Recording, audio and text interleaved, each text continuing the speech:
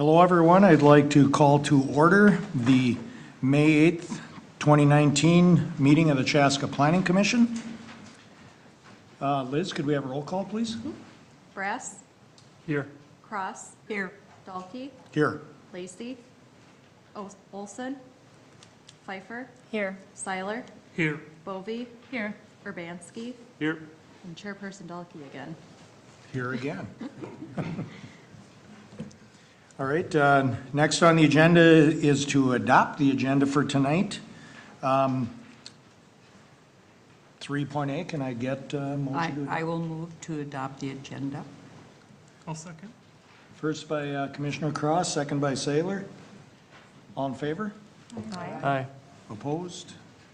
All right. Next is our visitor presentation, and this is for anything that is not on the agenda for tonight. So if you're here for a non-agenda item, you can come forward. All right, seeing nothing there. I'd like to go to number 5, to approve the meeting minutes from the April 10th, 2019 Planning Commission meeting. I'll make a motion to approve the planning commission meeting minutes from April 10th. Motion by Brass, I'll second. second by Urbanski. All in favor? Aye. Opposed? Same sign. All right, so that quickly brings us down to the consent item for tonight. And this is to approve the final site and building plan for the China Pagoda at 798 Yellow Brick Road, PC number 2019-09. I'm so happy to see this finally on the fact that I will make a motion to approve. I'll second it. All right, motion by Cross, second by Pfeiffer. All those in favor? Aye. Aye. Opposed? And congratulations at China Pagoda.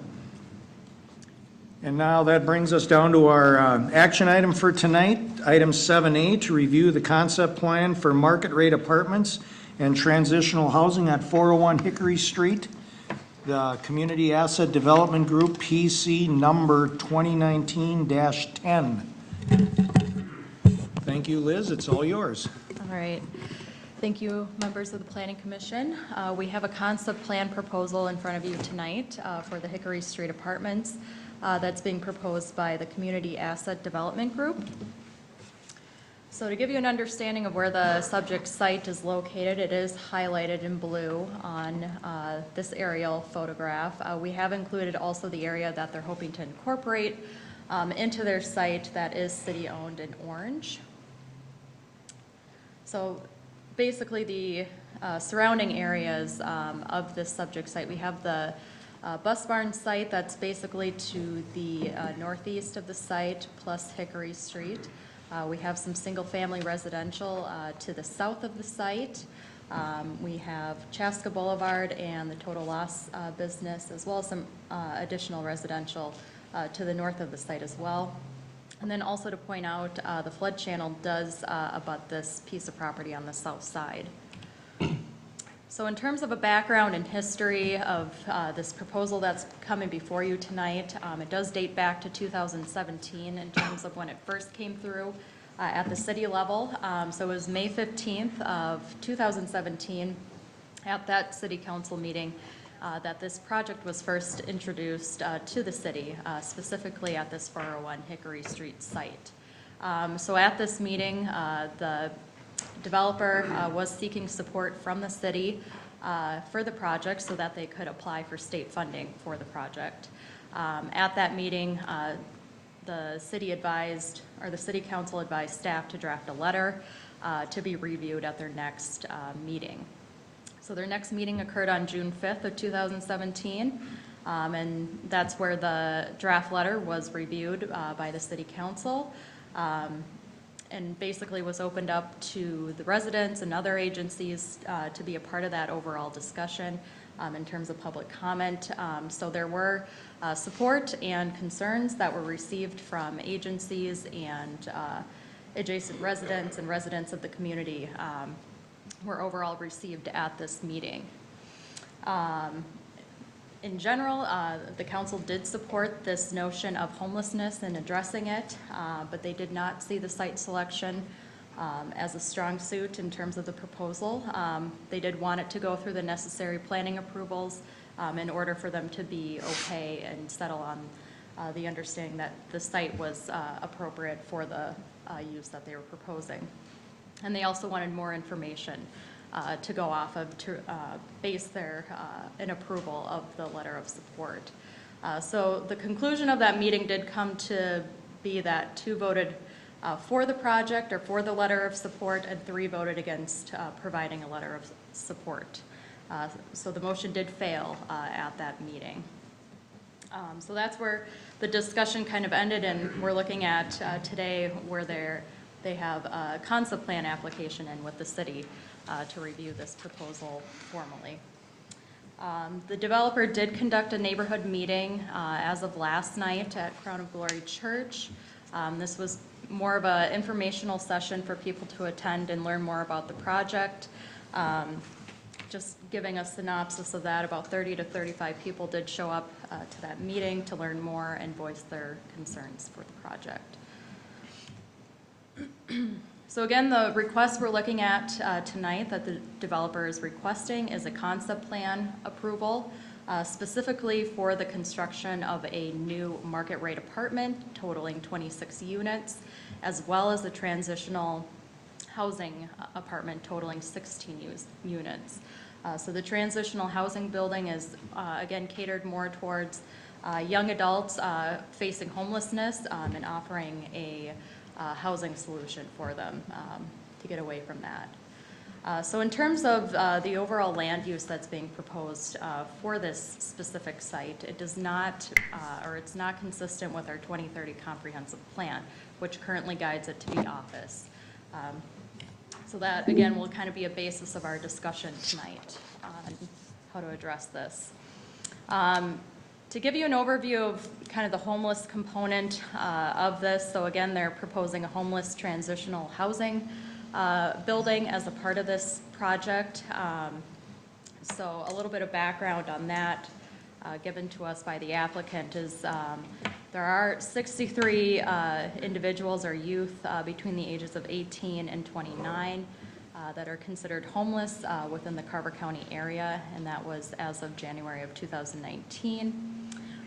So Launch Ministries is partnering with Community Asset Foundation as a part of this project proposal to construct a 16-unit apartment building to help address that need in the community for homeless young adults.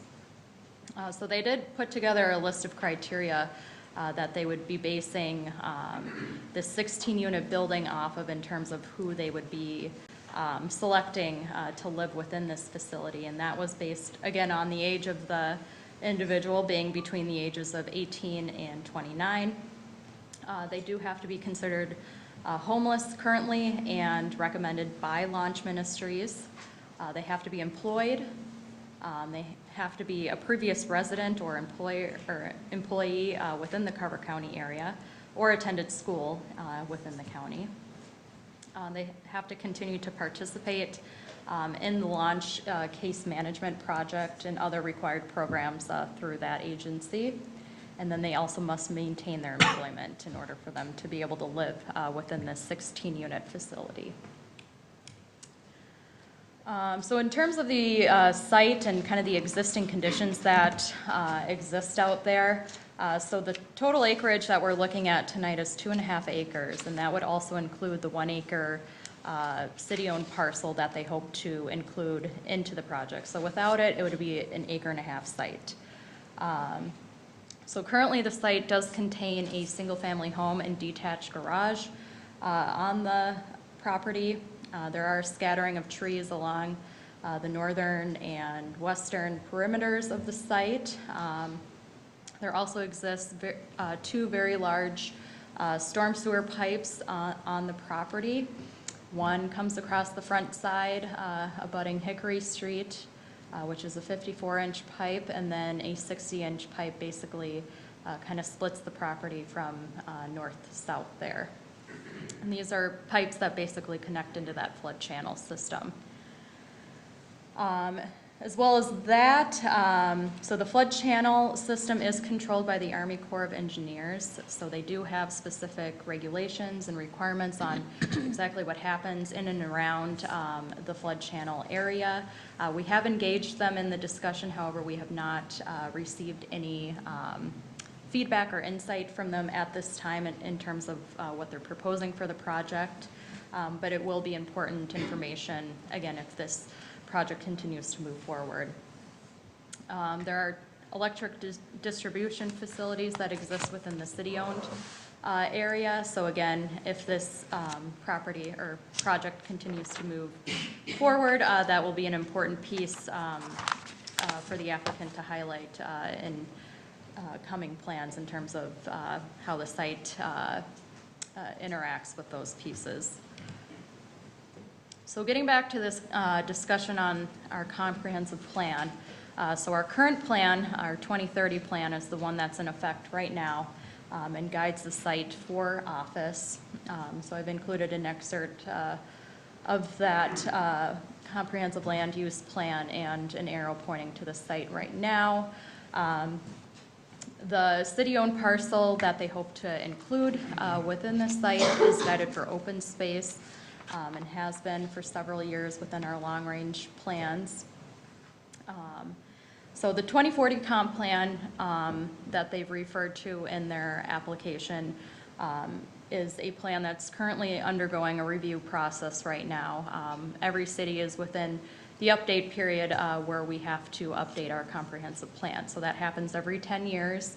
And so we're in the midst of reviewing that plan and updating it and having it go through the necessary process to get it authorized and approved by the Met Council.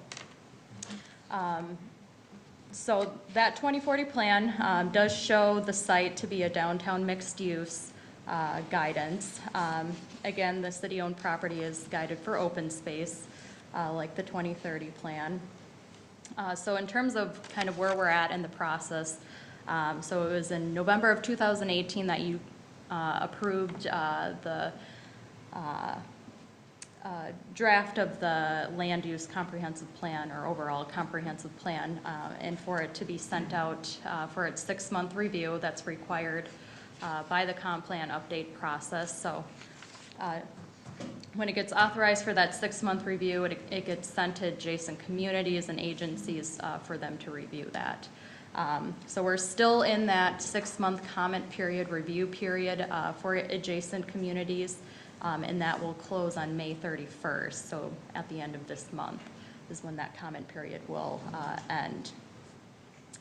So during that time, we can still make changes to our 2040 plan, and even after the comment period ends until we end up submitting it to the Met Council. So at this point, at the end of June of 2019 is when we anticipate submitting the finalized plan to the Met Council. And then the Met Council will basically take their time reviewing that. More often than not, they'll send us comments that we'll have to address in our resubmittal. So it is a pretty back and forth process until it finally gets approved. So to put it into perspective, only 7 comp plans within the metro area have been authorized as of now, out of close to 100.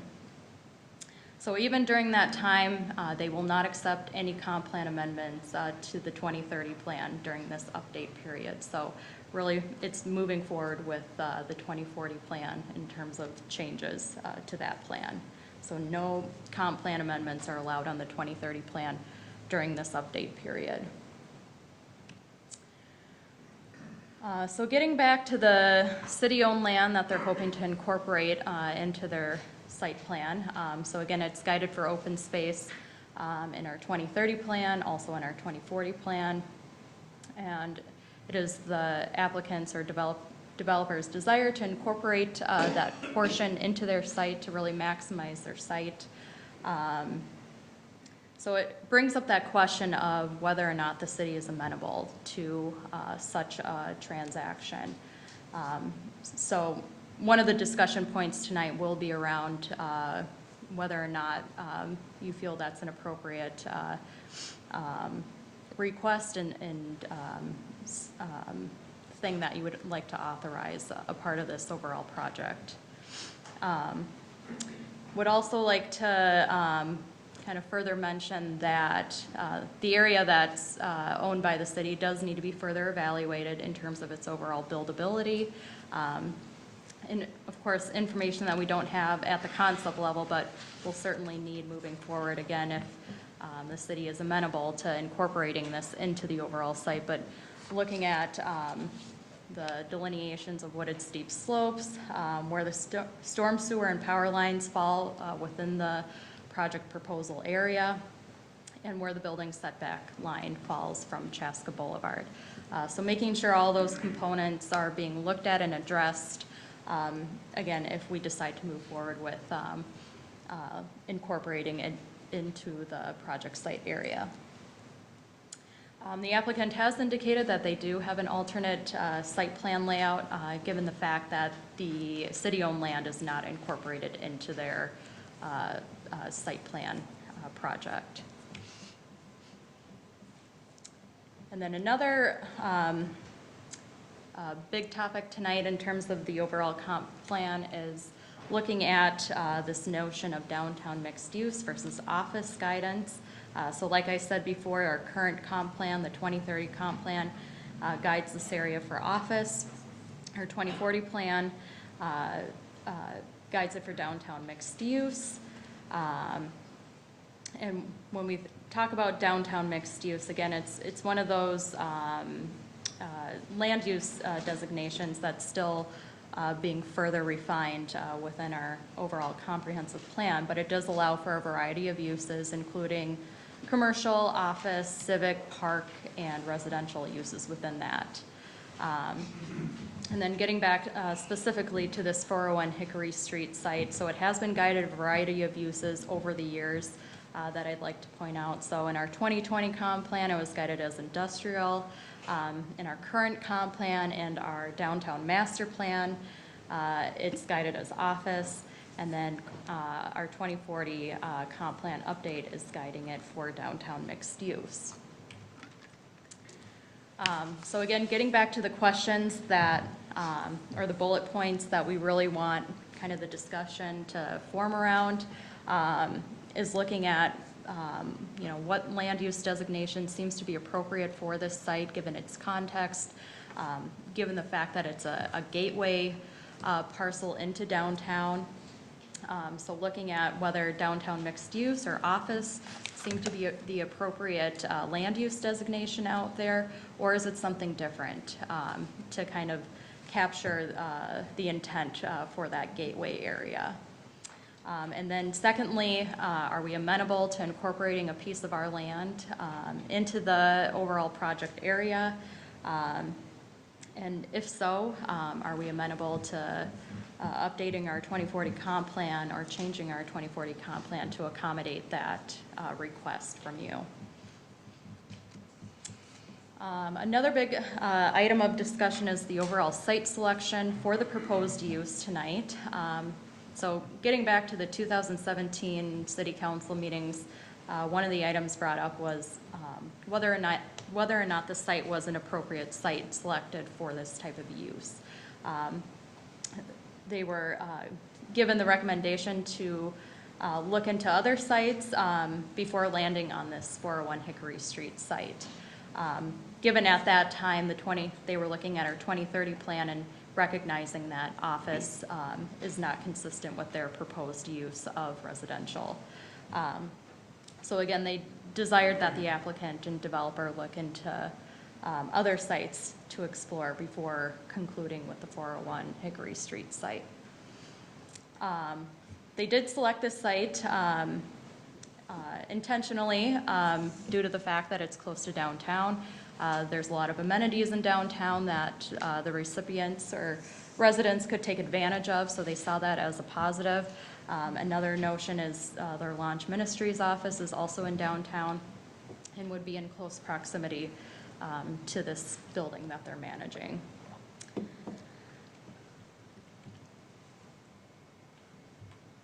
So a couple bullet points again to kind of get the discussion moving around this topic is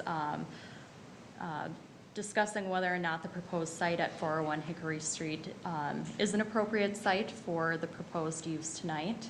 And if you find it appropriate and amenable, the implication to that would be that we would have to wait until the 2040 plan is fully adopted by the Met Council before we can proceed moving forward with any other entitlements for the site. So moving on to preliminary and final cannot happen until our 2040 plan is officially authorized by the Met Council. Another option or way of looking into this is allowing the developer to come in with different site options. If this site isn't it, are you amenable to them coming back with different site options for us to review and weigh in on as each of those come in? So an implication of that approach would be more of an unpredictable order of operations occurring, and whether or not you would be amenable to the other site selections that they come forward with. Or another option of looking into this discussion topic is drafting a set of characteristics that are needed or desired for the transitional housing use and select a site that meets that criteria that's established. So one of the implications of this is that it does take time and energy from all levels of interaction from staff, the public, and the developer to come up with this list. However, it does allow for a more proactive and community-driven approach into selecting the site. So getting into the overall site plan of what they're proposing out there, even though the aforementioned pieces that I've talked about are important in the overall discussion, I still want to make sure we talk about the site plan that's being proposed as well. So the current zoning out there is medium density residential, specifically R2. So with that zoning, it allows for single family homes and group homes serving 6 or fewer people and public uses. In terms of their overall site plan, they are showing one access into the site from Hickory Street, and that's more so on the southeastern side of the site. So looking at that a little bit closer as we, again, if this continues to move forward, evaluating that to ensure that that's not an unsafe access point. It seems to make sense being that it's the southernmost point of the site, but since it's in close proximity to the signalized intersection up there, we want to make sure that operates safely and efficiently for that area. So we would ask that a traffic study be done to look into that a little bit more and look at the overall traffic generation from this project site. So the market rate apartment is the building that's kind of more oriented to the northeastern side of the site closest to Hickory Street. And then the transitional housing building is oriented more in the center of the site. And again, the market rate apartment will have 26 units. The transitional housing will have 16 units. And then the market rate building will be 3 stories tall, with the transitional housing building proposed at 2 stories tall. So in terms of the parking that's required for this type of use, you do have to provide for 2 parking spaces per dwelling unit. So the market rate apartment does meet that requirement in terms of the surface parking and underground parking that they're providing for that use. The transitional housing is only proposing 21 spaces for their use, but they are proposing that 21 is more than enough for the building over there, given that the units are single occupancy and would only require 1 vehicle per unit at a total of 16 stalls.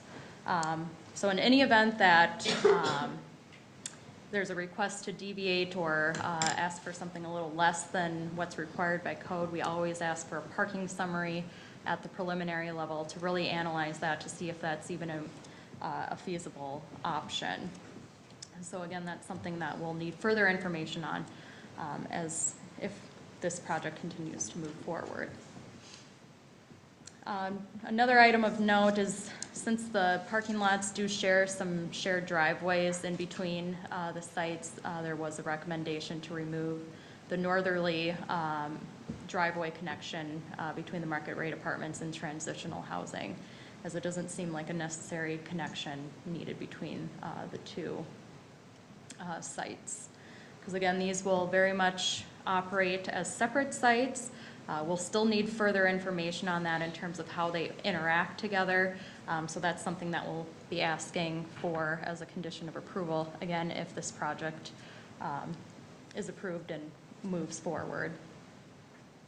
And getting into kind of the overall transportation piece of things, it is a valid question to understand if there's any transit options that are needed for this type of use, and if they have looked into kind of what the options and amenities are applicable to this site. So that's something, again, we would want further evaluation on moving forward. They are proposing a pedestrian sidewalk on the north side of the site. The sidewalk currently stubs off at the bridge that goes across the flood channel. So they would be continuing that all the way to the northerly end, up to the intersection.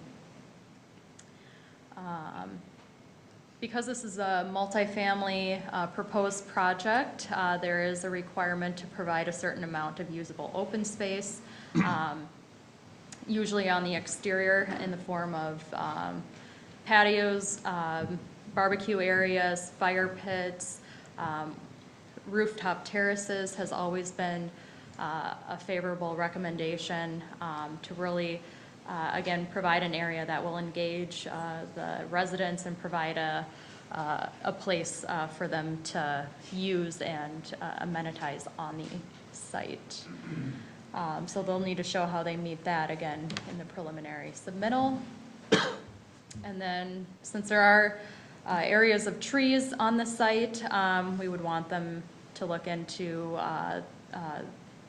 the options of tree preservation and providing a tree survey for us during the preliminary submittal, so we can really understand kind of the existing tree situation out there. They provided a couple renderings of kind of what the proposed look might be for the transitional housing and market rate homes. So the transitional housing, they're basically showing an idea of the look on the left-hand side with those two images, having more of kind of a residential feel and look to it. And then with the market rate homes or market rate apartments, they want more of a urban type look as it faces the streetscape there. So again, the market rate apartments are being proposed at 3 stories tall. There's 26 units, which would be composed of 1 and 2 bedroom units, as well as having personal balconies for each unit. The transitional housing, kind of mentioned that already.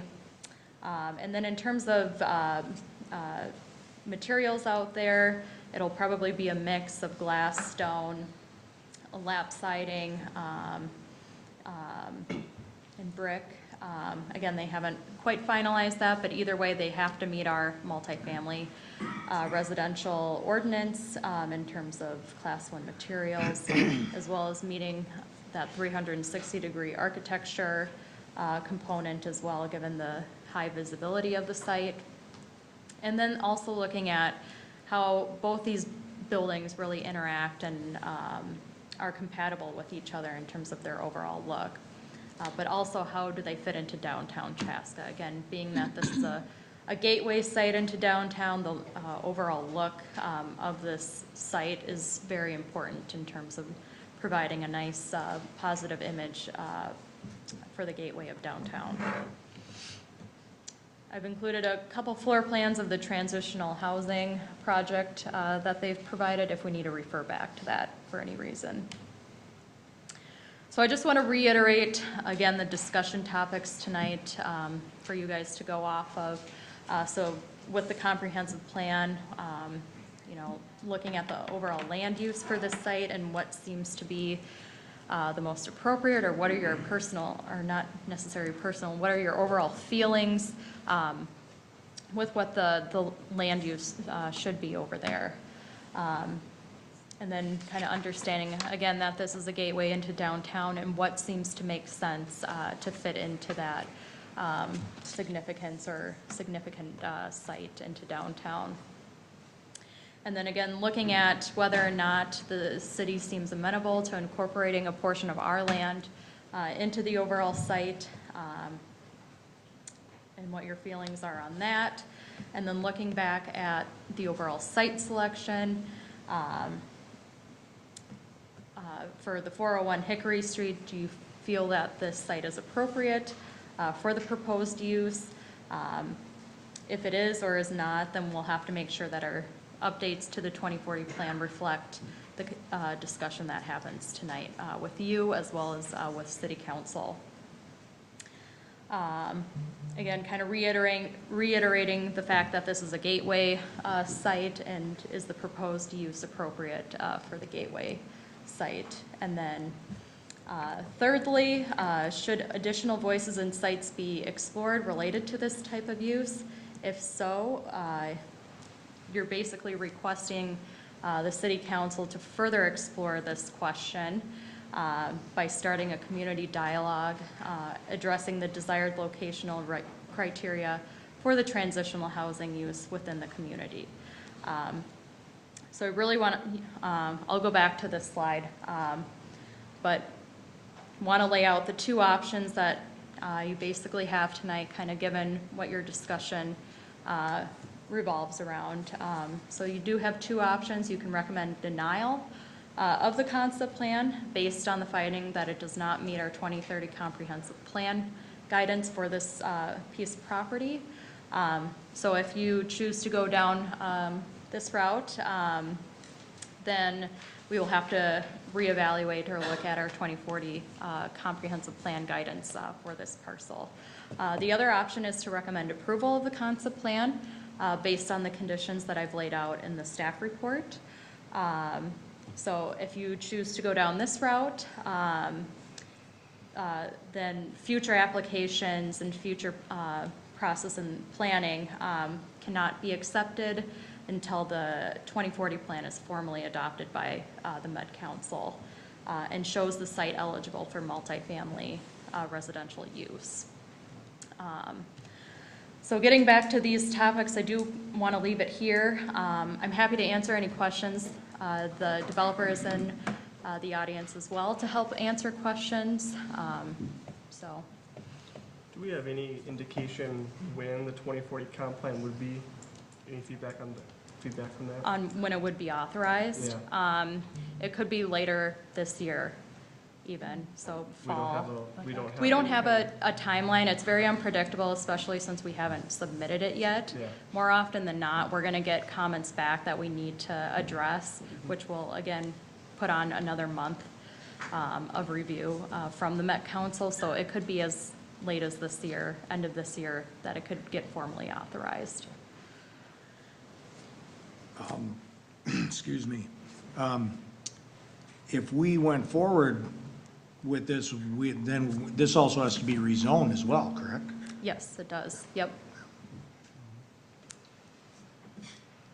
I noticed on the concept plan, it looked like the city-owned site cuts right through the building. So if we weren't amenable to adding the city site, if that building gets smaller, I mean, we talked about, what would be the thought there? The applicant can probably answer this a lot better than I can, but they do have a different site plan that would show basically them shifting the site off of the city-owned property. So it would get smaller as a result of not giving them our land.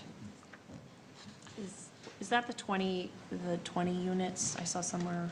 there was a The change. 26 6 unit units. building. Yeah, but Yep. it said it would cut it down to 20 units if Mhm. something happened. Is it that's what that Yep. was about? Yeah, That's I'm just trying to remember. what that comment is referring to. Has there been any estimation on hearing back from the Army Corps of Engineers? It's hard to say with them. Again, it's, when you get up to the state level of things, the response time is not It's like as, working with the railroads. right. Yeah. Takes a little bit more time So and no. review from them.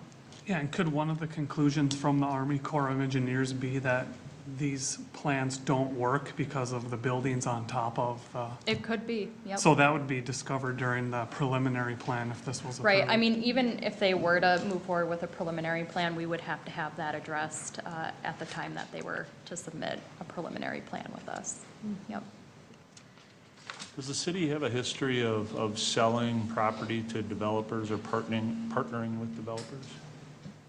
It's not as common.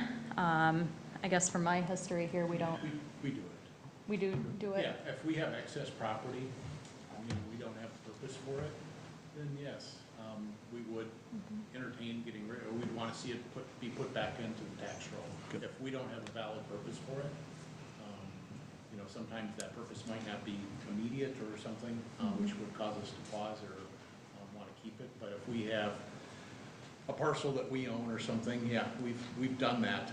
You know, it's out of the lots of developments that we do, most of them don't involve that, but yeah, we certainly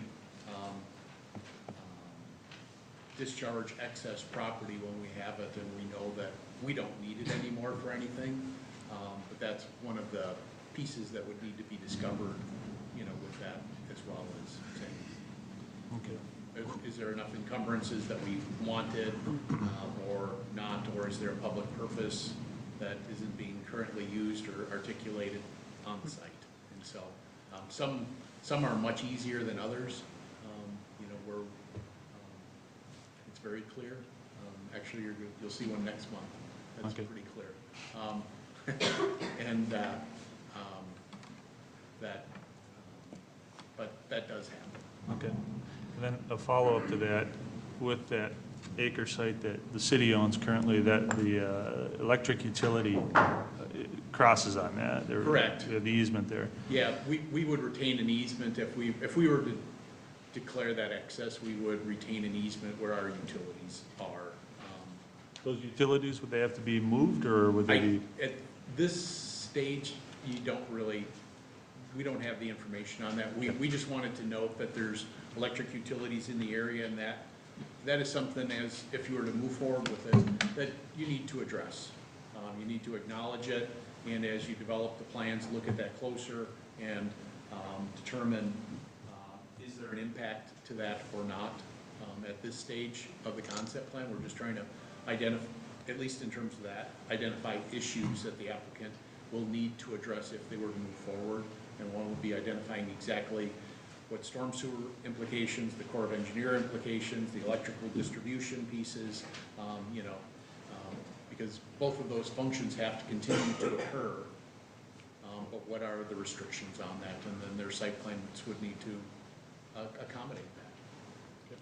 Kevin, I assume costs involved with the storm sewer or moving of electrical, that's all incurred by the developer? Unless there's an agreement otherwise, yes. I mean, those costs would typically be part of the project costs that, to relocate those. So we're dealing with two parcels here. Who's the current owner of the 401 Hickory Street parcel, and does the developer already control or have a purchase agreement with them? And is that owner up to date on all taxes and or assessments? I wouldn't be able to comment on the taxes or assessments. I'm sure the applicant might be able to. And they might be able to answer this question better. But it is owned by a private family here, so they are working with them to develop the property. I just had a question just with regards to the comprehensive plan. So obviously, it doesn't fit with what the space is guided for in the 2030 plan. And so they're looking at the 2040 plan. And I'm just trying to figure out What, I mean, what if the 2040 plan changed? Either we changed it or it went through the Met Council and the Met Council said something, we went back and forth or whatever, and it changed. I'm just wondering if this is kind of a rule breaker in a way, you know, to bank on what we're thinking we're gonna do going through? Or is it like pretty much impossible that it won't go with, it won't go through with what we're planning for the 2040 plan? Do you see what I'm saying? I think so. In any event, the 2040 plan can still change. I mean, it can change based on kind of the overall feeling that you have tonight in terms of how you think the site should be guided. In terms of the land use changing because of Met Council is probably more rare from happening. They'll, you know, probably have us change values and stuff like that, but the overall land use component side of things, I feel like won't be as probable of changing due to their comments. Right. Liz, I have just a question on the setback from old 212. Where does that impact on here? Are they totally clear? Or is there a line there for setback? I believe the way they're showing it right now is it does basically hit where they're showing that Right on edge of there. that building. Yep, That right there. yep. I guess it, the trees and so forth along that side that are in the old railroad right-of-way are not what you would call high-grade trees, but they are screening trees, and there is a grade change, and there is old railroad infrastructure, if you want to call it, gravel type things there. So that whole edge is not really conducive for something, and besides, you've got your sewer line right there, too. Right. It bothers me, the size of the building, but I will have questions for the developer. Am I seeing this right, Liz, that the access to the site, the building overlays their access? I mean, is it? No. Where, I'm can you assuming you're show me looking the at access? this. Can you zoom that part of it Yeah, up a little I'm bit? having a hard I time. don't know if I can. Or just with your pointer, show me where the access, if they're The gonna- access point is right here. I got it, that's Yep, where it is, Yep. Okay. There's some weird things happening in the right-of-way here that's Yeah. making it look like it's an access point, but That's that's what I was not seeing, an yep, access point. okay. So the only one they're proposing is on the south side. And how does that, without pulling up a different area, how does that relate to the bus barn next door? Is it on, is it It's- equal? Yep, It's on it's the, right across from Okay. that, so you that's wouldn't what we have- would You want. wouldn't have an angled Which makes sense. issue where you're gonna have Nope. dangerous intersection? No, Okay. not the way it's laid out right now, no. And then the materials, they reference an underground parking garage, but from looking at that access and to be able to drive in and turn in and go down into a garage, I don't know if that works unless That that's side not drawn to there. scale. It's, the way That's they're entering there? into this area would be at grade. Okay. So it's not per se going underground. It will be the lower level of the building. So there might be a portion of it excavated, but it's not a true, full true underground It's- parking it's lot. more grade. Yep. And then the upper two levels would be the actual housing. Right. Okay. Conceptually.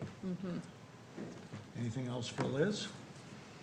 I guess this is kind of going back to the open space thing, but, you know, it's currently designated for open space. Again, for the 2040 plan, you wanted to designate it for open space. So why? I mean, what's the, you know, what is the thinking behind why you want, because we're trying to evaluate, are you amenable to changing that? And I think, so the question of why is it that to begin with is probably a good one to answer.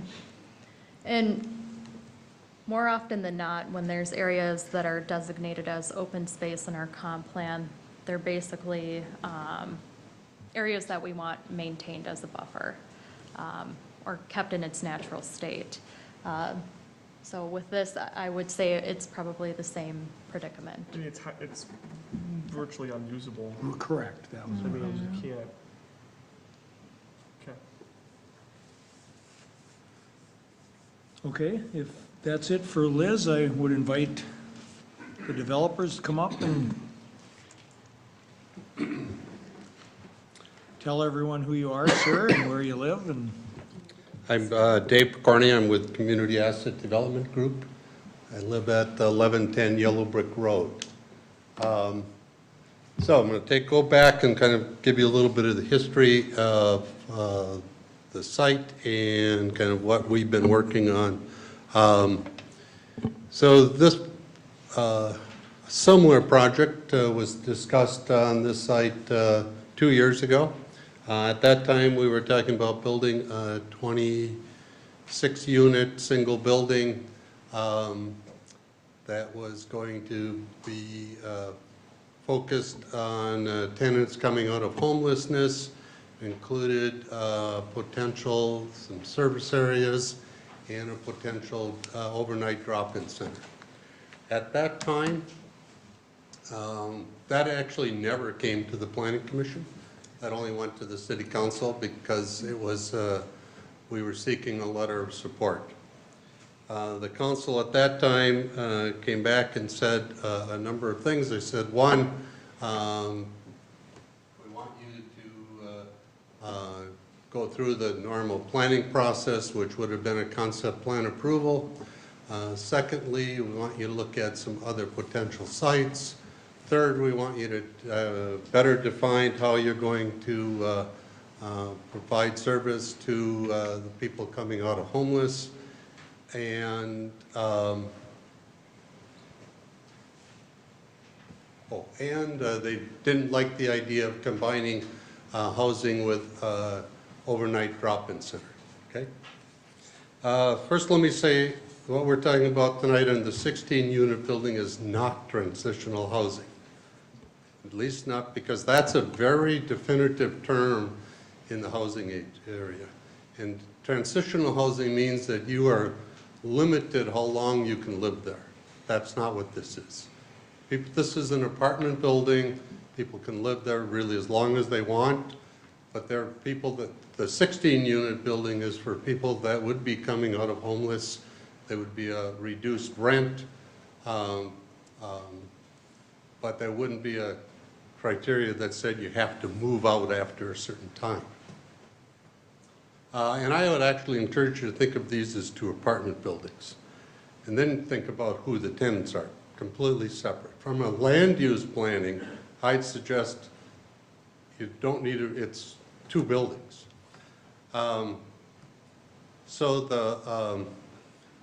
As we've looked at the site,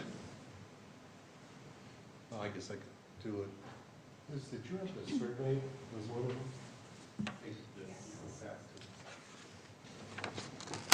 As she's doing that, let me talk about the comprehensive plan. So one of the things that 2 years ago when we were talking about it, that was one of the concerns because the comprehensive plan was referenced this as commercial office. And at that time was right when the city was just finishing up its downtown master plan. If you read the narrative of the downtown master plan, which was adopted after that, it talks about this site, the bus garage, and the property across the street up on the bluff as being priority redevelopment areas, and they talk about it as mixed use, residential, commercial, a number of things. Since that was adopted over the last year is when the 2040 comprehensive plan was prepared. We had no impact on that. We didn't talk to people. That was actually adopted by you. Had we come in with a plan that was, well, we assumed we should come in with a plan that was based on the plan that you've adopted. We knew that it won't be officially adopted till later. But again, going back to kind of the process that we were directed on before, we really were told, follow through the planning process, and that's really what the concept plan is. So if we know that sometime in the future we'll have to come back for the rezoning, site plan approvals, we quite frankly don't anticipate we're going to be doing anything with that till late this year or quite frankly early next year. So the timing from our standpoint works. So what we're trying to do is follow your plan. And your plan says that this is neighborhood mixed use. 50% of the site needs to be developed as residential. And it should be, your plan says it should be higher density up to 40 units per acre. The other comment that we had in the past as we talked about developing it is that as you're thinking about a concept plan, incorporate the city property. And that's because, and so I wanted the site plan put up, one of the really strong features of the site is that wooded buffer. And I don't disagree with you, Commissioner Cross, there's not great trees, No, but it's this time of the year, it's a really nice edge buffer, as are the trees to the rear of the site that are on property that we're talking about and into the city property. In the area on the map that's up there, from that orange line to the tree buffer, you can see there's that dark, it actually shows asphalt. The reason for that is this site, I'm going to talk about we. So some of the questions, do we control the site? Yes, we control the site. We have an option, and we're working with the apartment site also. And so that's part of the applicant. The applicant is Community Asset Development Group and Klinkelhut's Land and Development to own the building. So anyways, we, in that area that shows darker, we actually have an easement. So across the city property. So over the years, and I've been involved in more than one site development on this particular site. It's always been envisioned that a portion of the city, and it's actually owned by the Chaska Economic Development Authority, would be incorporated or should be incorporated in the site. So that's the reason we showed it as we did. Now, if the city were to decide that's not appropriate, or that there's not a better line, actually I think there's a better property line that could occur than what's there today. But if you said, no, there shouldn't be, right, we do have an alternative plan. Turns out the front building ends up being about 20 units, and the 16 units still fits within the site. I would suggest, though, that the site really cries out to take that orange line and move it right down the middle of what's now the easement. It's clear, one of the things that we all want to do, city and the developer, is that when this site gets redeveloped, we want to take that access point that exists and eliminate it. It's really not safe, it's too close to the intersection. And so we would get rid of that easement and move the access down to as far, it's kind of an interesting direction, it's kind of southeast. It doesn't run at a nice angle, but in that corner where we were showing. There are easements in place for the storm pipes. We absolutely do not want to move those. They are not little pipes, they are like 60-inch pipes. And so the siting of as we've sited the buildings, they all fit outside of those easements. Relative to the Corps of Engineers,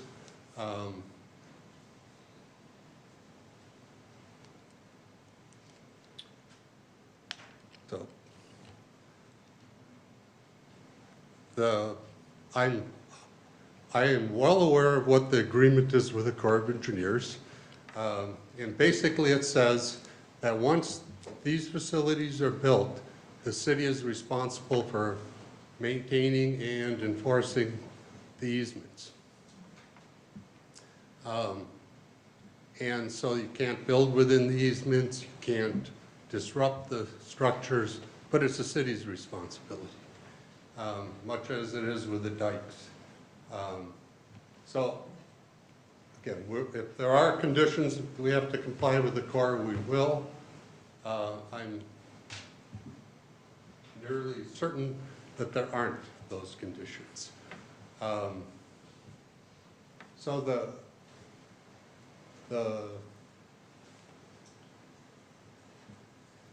plan, again, what we're trying to do was respond to the city's comprehensive plan, to be consistent with that plan, and then to go through the process that the city set. Because really what the process is at this concept level is, does it meet the intent of the comprehensive plan? And then recognize that the developer then will move ahead further and at some future date come back with a detailed site plan, at which time you get your real entitlements, which is the zoning. And at that time, we'd have a much better idea of precisely what we're going to do. I do think that this plan, it's clear to me that it's consistent with your 2040 comprehensive plan. If after adopting that plan, you go back and change it, I suppose we have to come back and deal with it then. We're perfectly fine with the condition of the concept approval that we could not proceed until the final comp plan's approved. But again, I do think it's consistent with that. I tell you, if you look at the easement or the survey here, you can see, I don't know how I point to it, but the electric facilities that are there are actually on the old 212 side of the tree line. Our impact into that area that's the city is 10 feet. If it was 10 feet, the line moved over 10 feet, that's really all we would need to do. We think that we've addressed all of those items. We have looked at other sites, and actually the last time when we were in, which was 2 full years ago, which is amazing to me, not only did we look at other sites, but the city staff suggested sites. None of those really worked that we were able to find. So I don't believe there is any other sites that meet the criteria that we're looking for as it relates to the 16-unit building. And again, we think that there's really a good market for what we're talking about with the 26 unit. We see the 26 unit as this market rate building that'll be geared to young professionals that 55 and older, who their amenities is they want to be downtown. They want to be able to walk to places. They want to have an apartment that's a little different. One, that it is smaller. Secondly, that the units are of a higher quality. So we see these being very nice interiors. We don't see, for example, a party room that you might have in a larger complex, because again, that's not what we think that this group of tenants are going to want. We think that things like balconies and an outdoor patio area is very important. And we think the two between that building and the 16 unit, we think that they are compatible. Now, one of the last things that was talked about the last time around, and again, that really never got to the planning commission, but that we heard from the city council was, they said, one, we don't really understand exactly what the focus on the 16 unit or the building that would be for homeless, what is the focus for that? And how are you going to operate that building? So that we have spent a fair amount of time on, and we have changed or defined the focus. And the focus is going to be for young adults that are coming out of homeless. Not any adults, so we're not looking to, this wouldn't be for 55-year-olds, it wouldn't be for families. I'm not saying that there isn't a need for those, but we think that there's a kind of a special population that can fit there, and that there's a significant need. And then how are we going to provide services?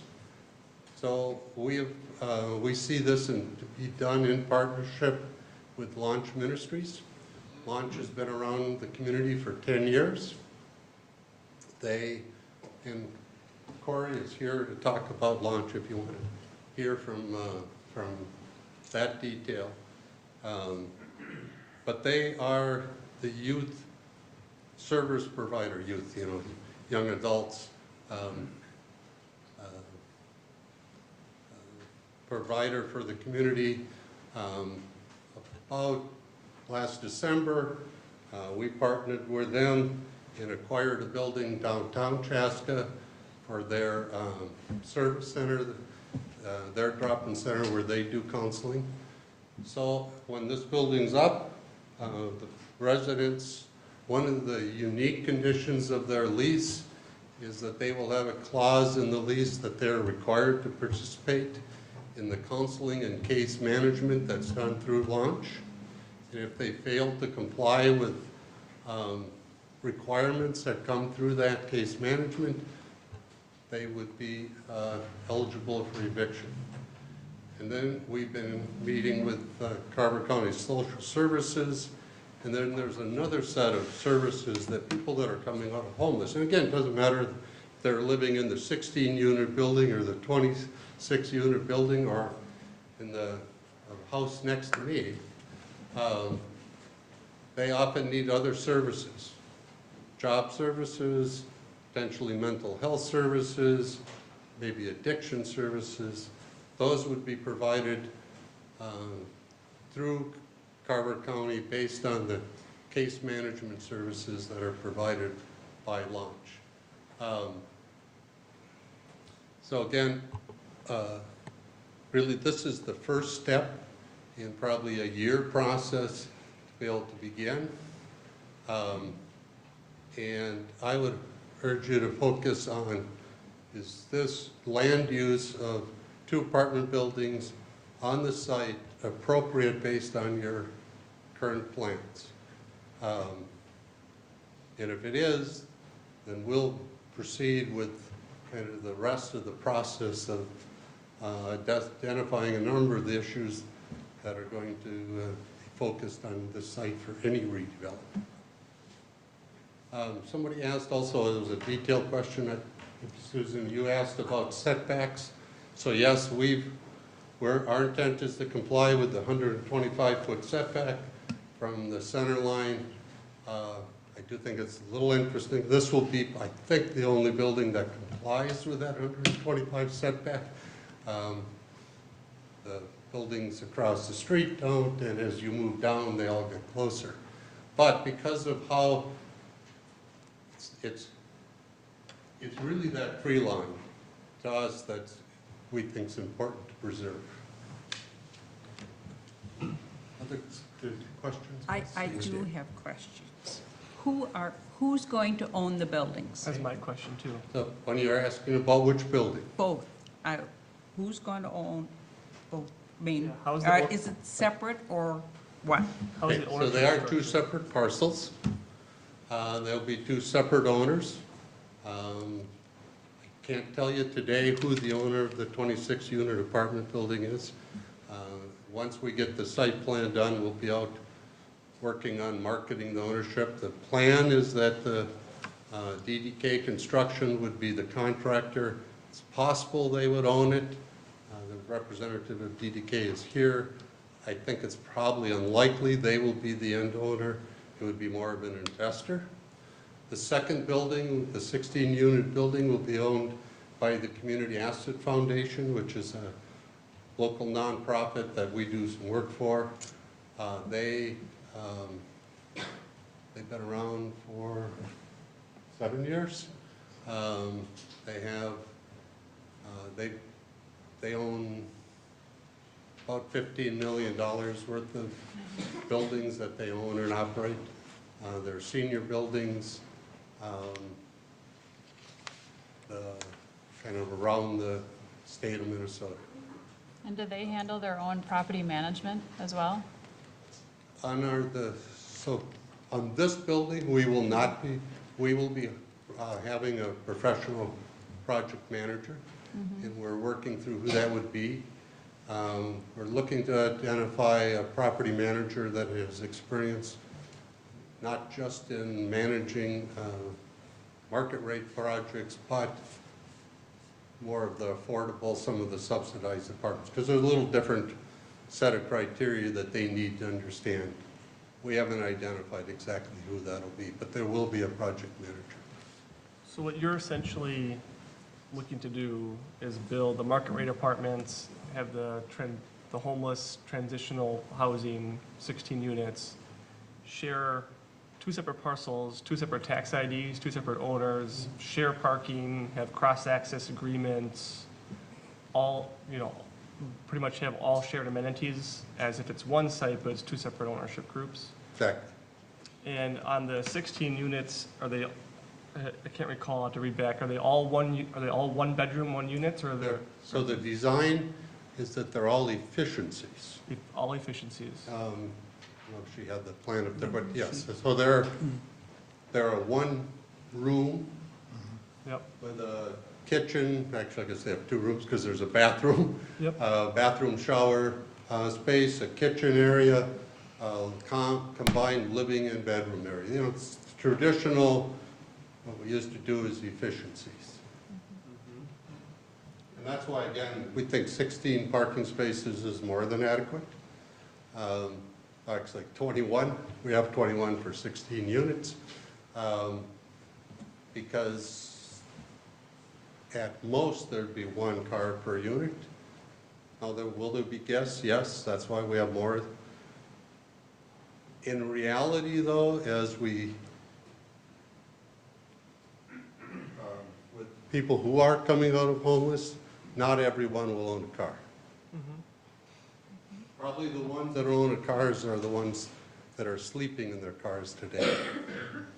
But it would be half? It's even that. So we have currently 12 youth in our, we'll call our scattered site housing program, which is in just apartments throughout Carver County. And of those 12, 2. Can you come up to the mic? Because they're not going to be able to hear you on the video. Yeah, sorry. So Corey Magstad, Executive Director of Launch Ministry. So we currently have 12 youth in our housing program, which is a scattered site program in apartments throughout Carver County. And of those 12, only 2 have vehicles. So we would anticipate at most half even having cars. Could you stay there? Yeah, for a Corey, moment? we'll have questions for you, too. Sure. Yeah.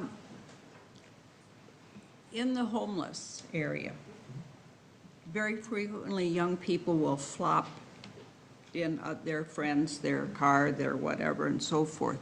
And I guess that was my biggest concern, because people who are homeless know other homeless people.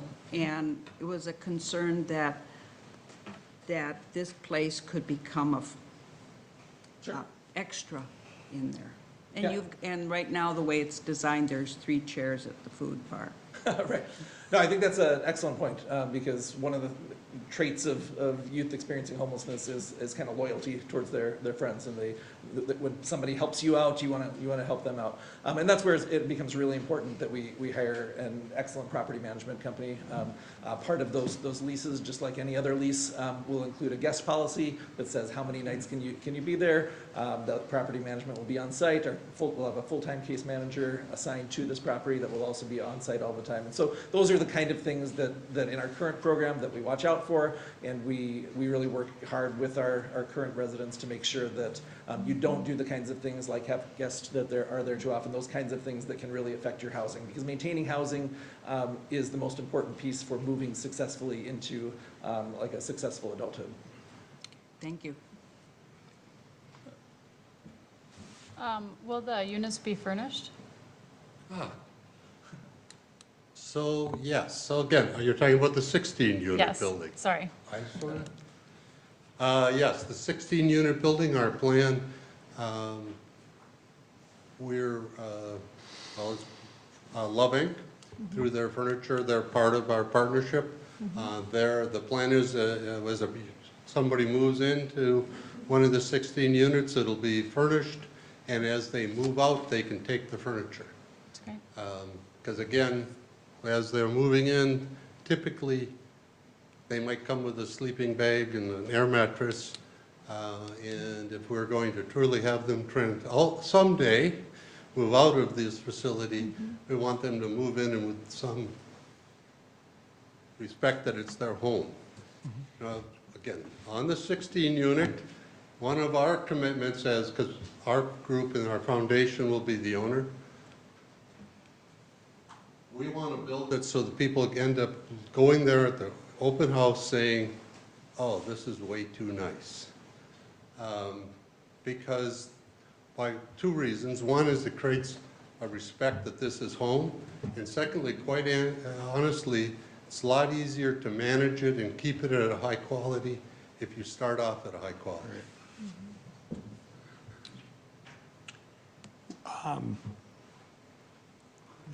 It's, one of the criteria is you need to stay, you need to stay employed. So how does that work if, what if one of your tenants does lose their job or gets laid off of no fault of their own? Do you give them time to redo that or to find another job, or does it end up going on and?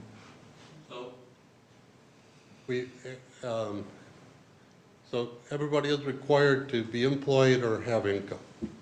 Again, so if somebody has some other income, either maybe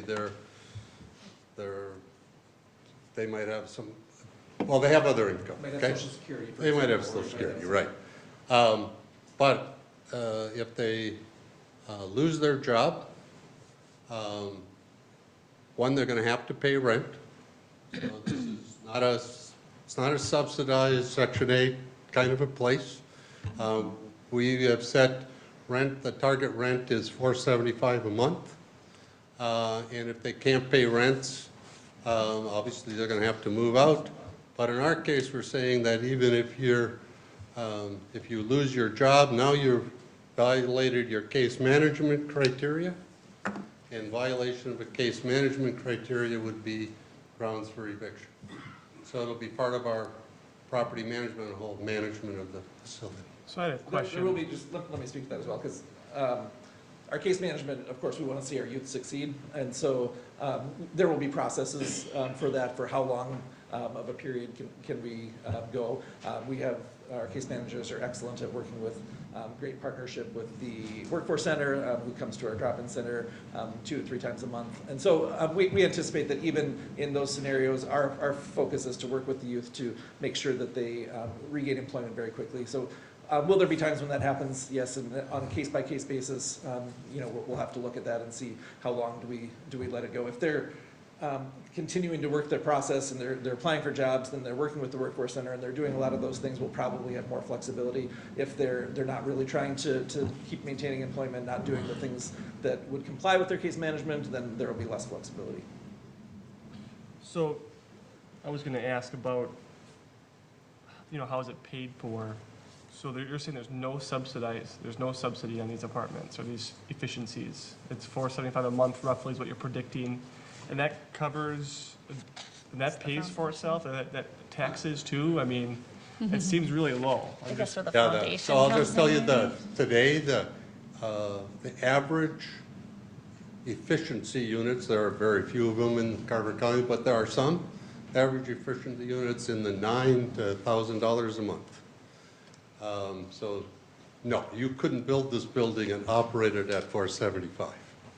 Is that where the Community Asset Foundation, do they help actually pay for the people in there? Or So- where- Yeah, where's it? Right, so part of what we're doing now is submitting for funding through the state. So there are a number of different categories of potential funding, and I'm not going to go through all of them. The way you submit through Minnesota Housing Finance is you submit a project, and then they decide through the selection process which category of funding you're appropriate for. Now, I can tell you what we believe that this one's going to be appropriate for. It's called the Housing Loan, loan program. And the state, Minnesota Housing Finances, they allocate funds for affordable housing. Their current priority is exactly this, youth homeless. And this particular program is a 30-year loan for about 85% of the total cost of the project. It's the kind of loan I'd like to get for my house because the interest rate is 0. And your monthly payments, you don't make any payments on principal until the 30 years are up. So if you manage it properly, you have 30 years of, basically it's a grant until the 30 years are up.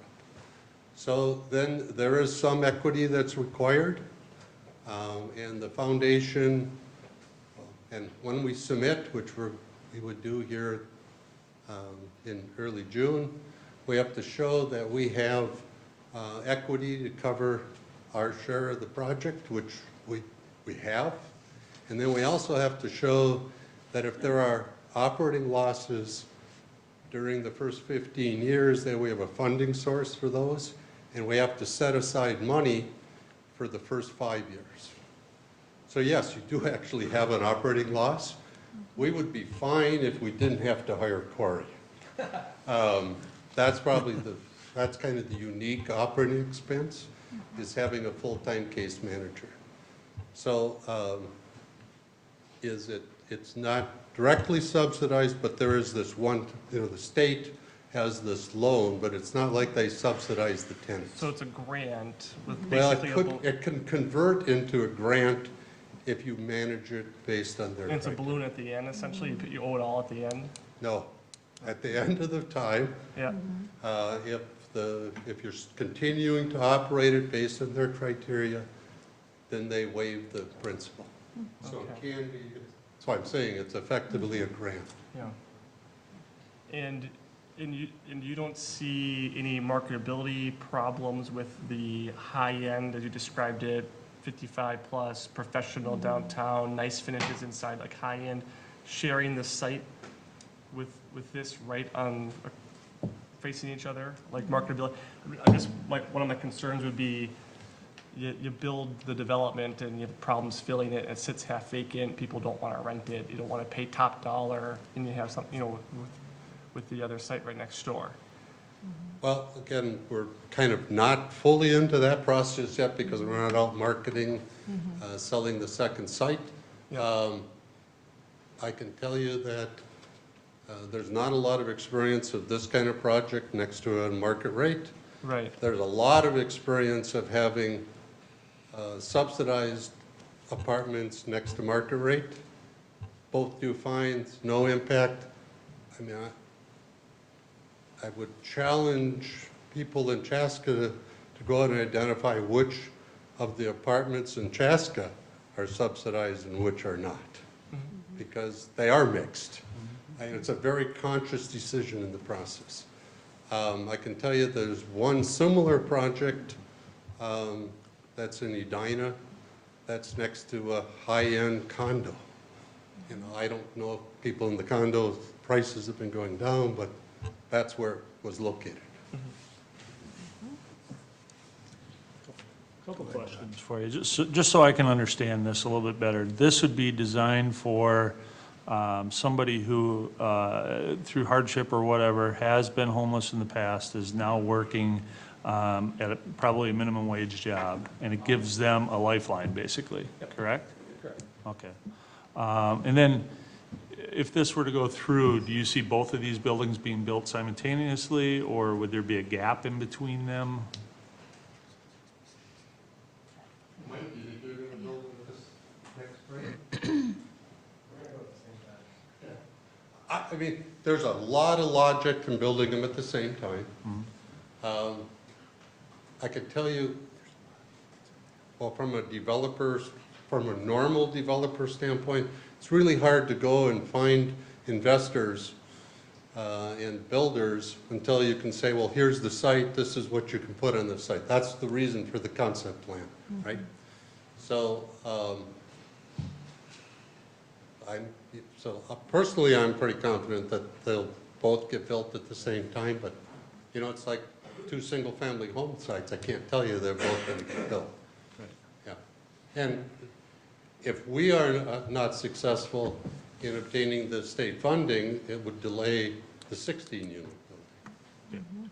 And on the 26 unit, the ultimate goal is to build it, lease it, find capital, sell it to an investor.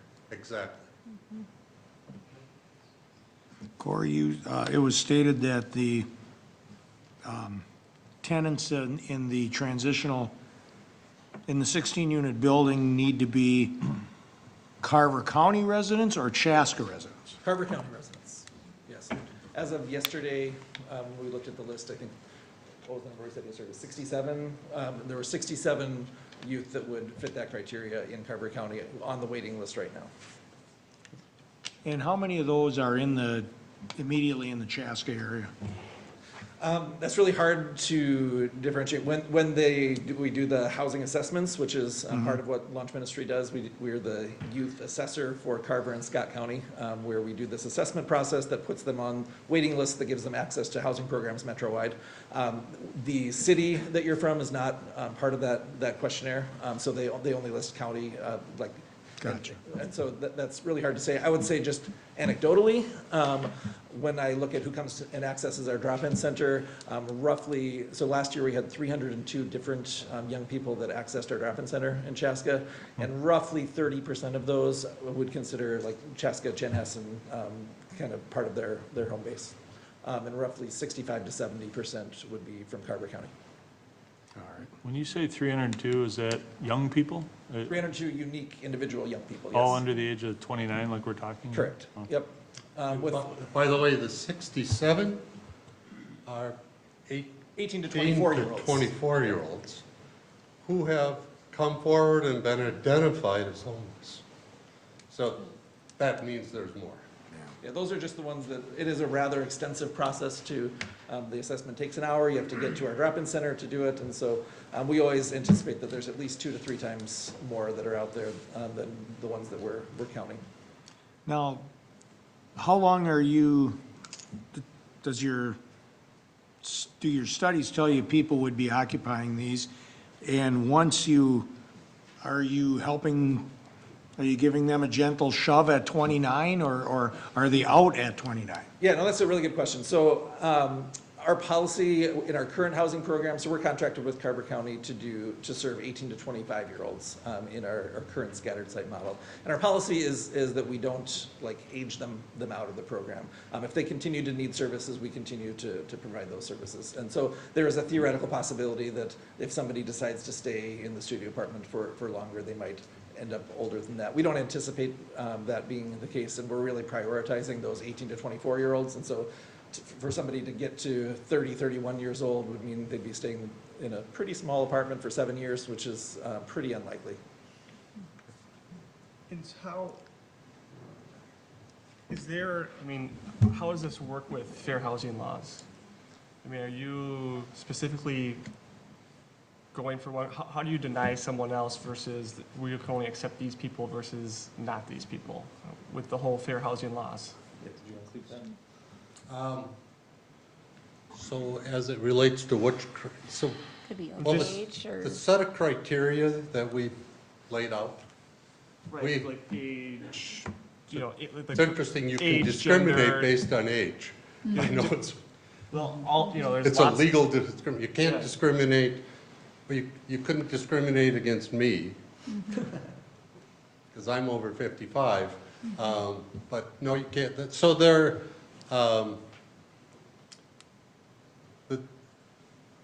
we obviously can't discriminate based on race, religion, Yeah. sex, I mean, there's that whole set. We can't, if we,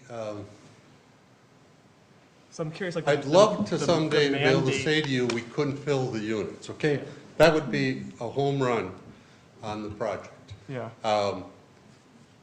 And if we, so we're saying we're going to give preference to certain groups, people who, I don't want to say they reside, but they have a relationship with Carver County, okay? yeah, I'm curious, can you do that? Yes. Can you give preference? And You then give also. preference to You them. can, and there are very similar projects all across the Right. metro. Okay. There's one in Edina, there's one Right. in Anoka, there's one in And Apple can, Valley. and can you mandate that they have to be on your program, like, in order to rent this apartment? Yes. And still be not in violation of fair housing? So we're, as part of the state grant program, we have to show we have a case manager. Okay, And so that's part of it. What kind of reason I hesitated a little, if in fact we had a vacancy and we just couldn't fill it from somebody in Carver County, we would then say, well, now we're going to go, if there's somebody else on the list and they're from Scott County, they would move in. And if we said, you can't move in because you're from Scott County, I'm not sure we'd have a problem with fair housing. We would have a problem with our state agreement with the state Minnesota Housing Finance. And that person would have to be part of the launch program anyway. Absolutely, right. Define, they have to be from Carver County. Does that mean they could have moved into Carver County a week ago, or? Oh, well, Yeah, so that's obviously a tricky question, because if you're couch hopping or living in your car, you kind of stay wherever you can stay. So we're using kind of the term connected to Carver County. So grew up, went to school, your family is here, currently staying here. We're not looking at somebody who just kind of pops in. We have enough youth here in our own community that we need to take care of. That's who our priority is. And So so if they have some sort of it's ties. sort of a muddy definition, because there is no real good definition, but it's youth who are connected to our community, want to live in our community, and our community needs to support. Okay. I guess I have one question. You're talking two different buildings, two different owners, two different managers, and so forth.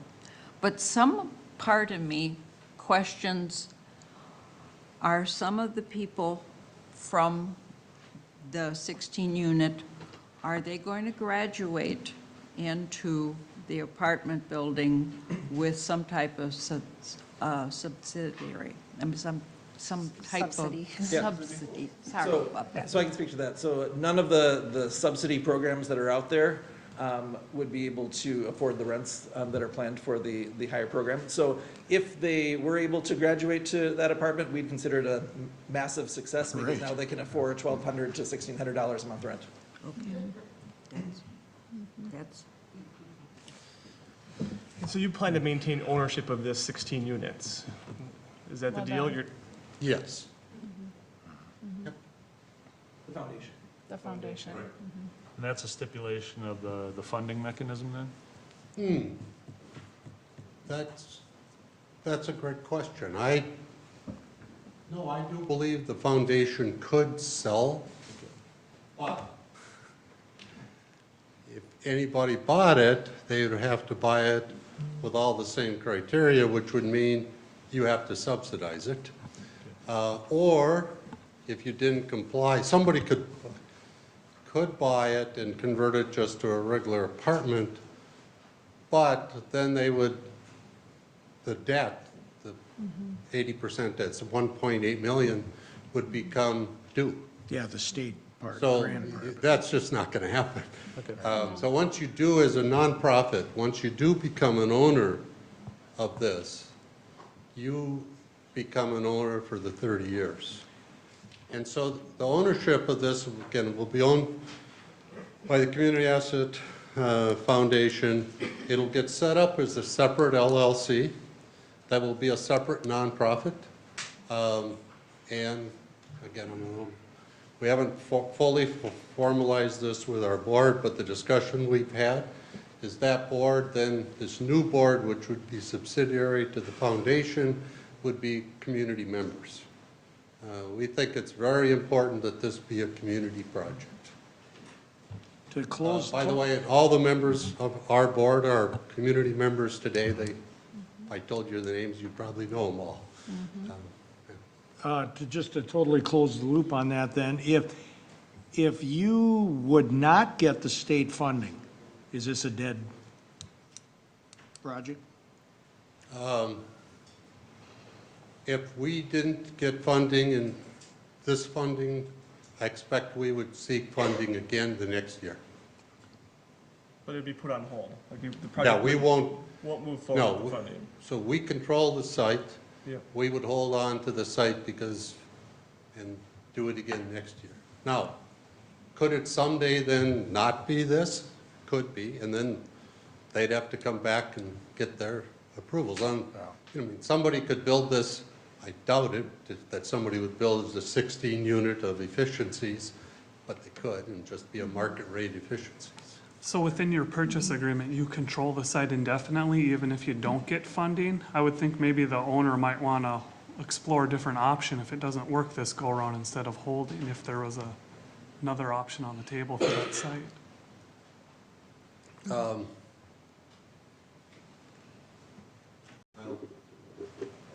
So I suppose they could. I don't want to get into the details of our agreements for controlling the land, but I can tell you for certainty, we have control of this for this year, and I'm pretty certain for next year. And well, our agreement with them is they're donating it. So I expect it's going to get donated whether we build now or not. But again, that I can't guarantee you. So part of the way I think is always worst-case scenario. I apologize for that. But if this passes and goes through and we build it, and you've got a 16-unit building there, and 5 years from now, something happens with the foundation and the foundation disappears. Now, ownership of that building is in question. And how is the community protected if something like that were to take place?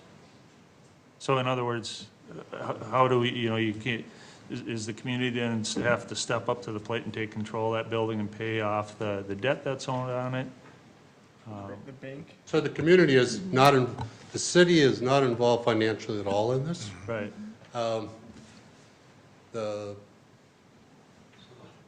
It's really hard to answer what-if questions that are really what-ifs. But so before I answer that, I want to tell you a little bit more about the foundation. Foundation's been around for 7 years. We own 6 different buildings that have a value of about $16 million. They're all senior assisted living buildings that we own, are managed by Good Samaritan Society. One of them just opened, so it's not 100% occupied. The other 5 are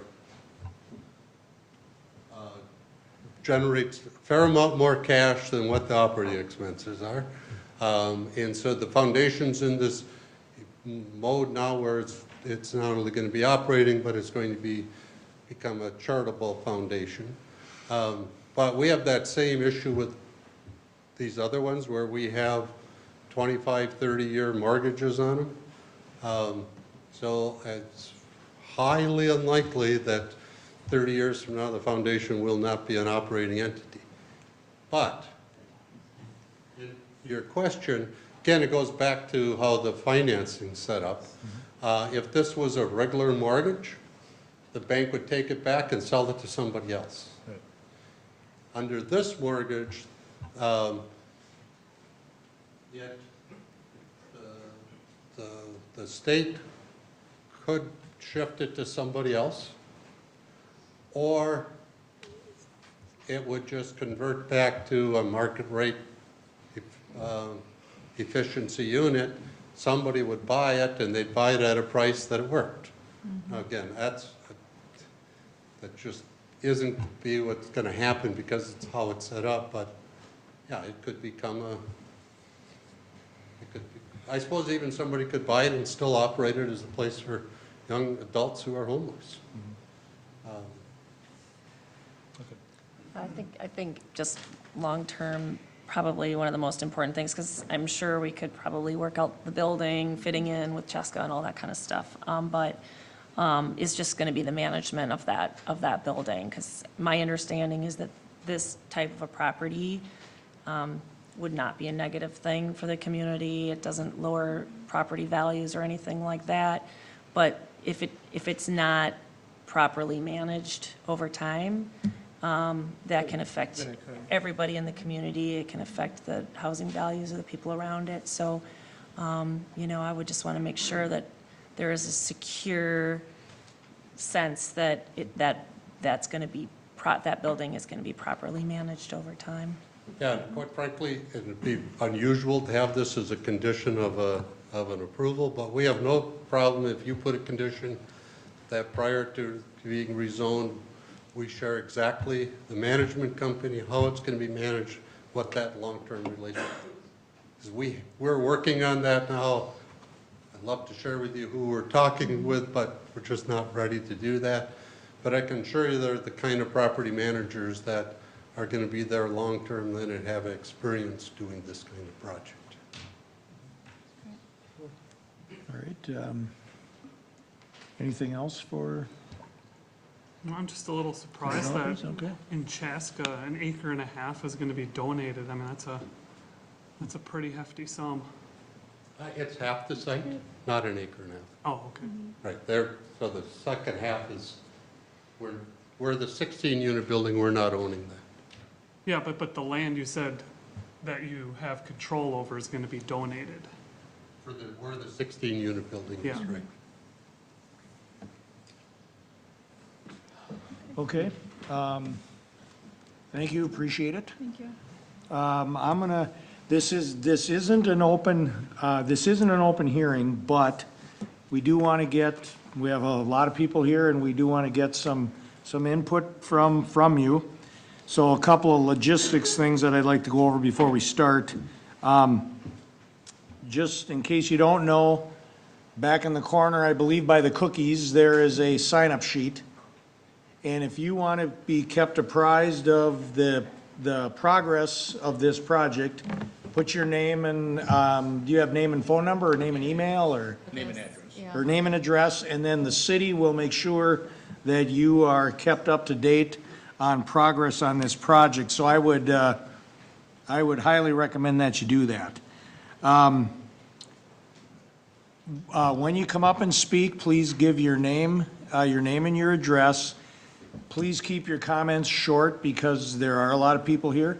I assume several people want to speak. If someone before you says what you were going to say, let that stand, because I'd like to get as many opinions from you as possible before it comes back to the commission. And, yeah, so, I would rather not hear a lot of repeating. Keep it to a couple minutes so that we can make sure everybody gets their shot.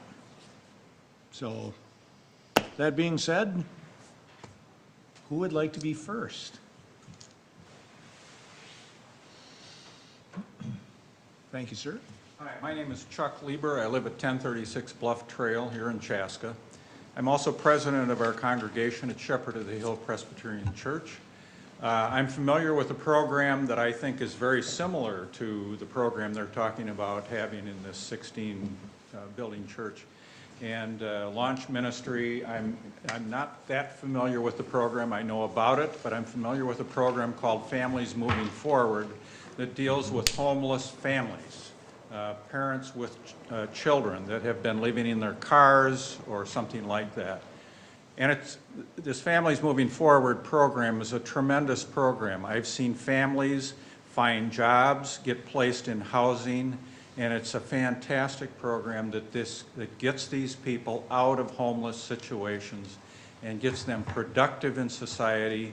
And like I say, I'm hoping that this kind of program, or it may already be doing that, but this kind of a building would make it much easier for that to happen, to get these homeless people productive in society and make them feel much better about themselves. And like I say, be productive in society. Thank you. Thank you.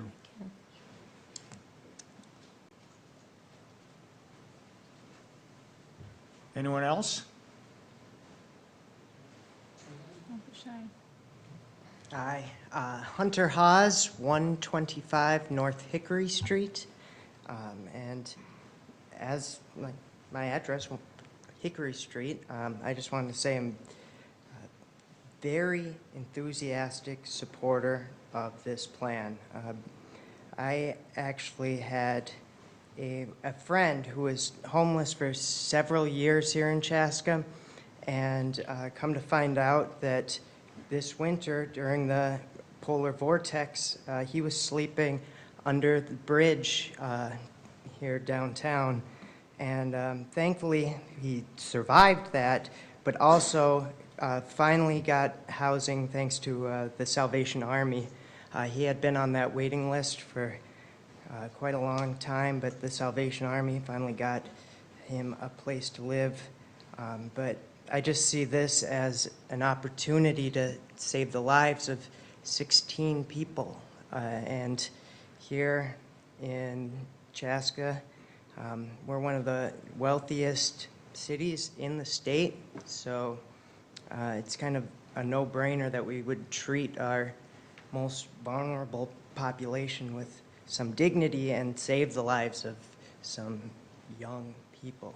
It's incredibly important and terrible that anyone at such a young adult age would die from not having a place to live here in America.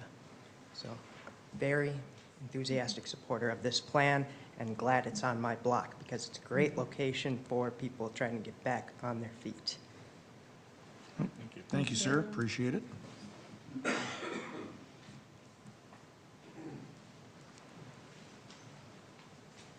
My name is Daniel Ress. I live at 321 West First Street. Been there 40 years. I also taught at Chaska High School for 31 years. I've had many students under many different conditions, and I've known and been very close to people who were given a chance, okay, when life didn't appear to give them a chance, and then they went on to devote their lives to giving others chances, okay. Mental illness is a disease of the young, the doctors say, as cancer is a disease of the old. If nothing is done for those young, okay, it will get worse, okay. Launch is a program that brings all manner of different opportunities to the young people that they work with, and I really strongly urge you to think positively about this program. This is the group that we do the least for through our programs, our social programs, is this young adult group that's coming out and coming on to their own with sort of the maximum number of problems and the least experience to deal with them. Thank you. Thank you. Appreciate that.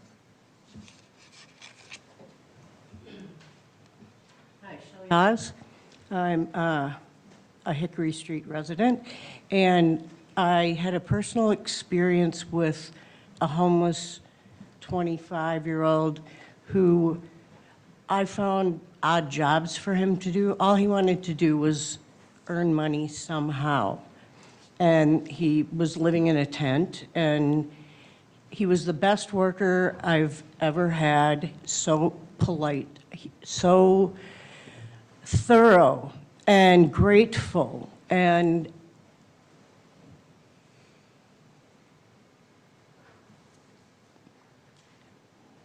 one thing he said to me doing yard work was, I'd really like just a little plot of a garden that I could call my own.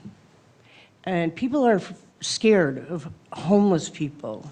And not all, but anyway, that was one of the, he's a lasting friend and now is doing better and has a place. And his intention was never to be homeless and not worthy and not working.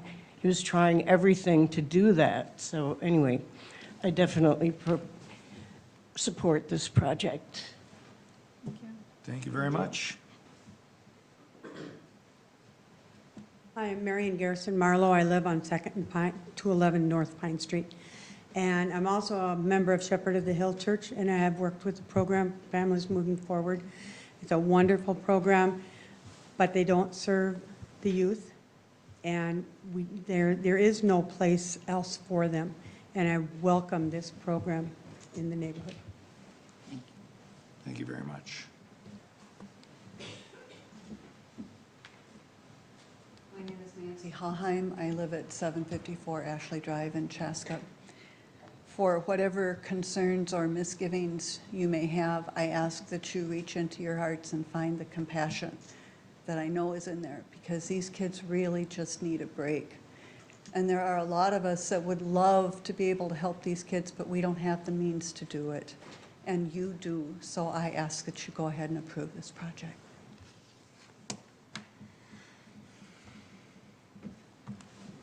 Thank you very much, appreciate that.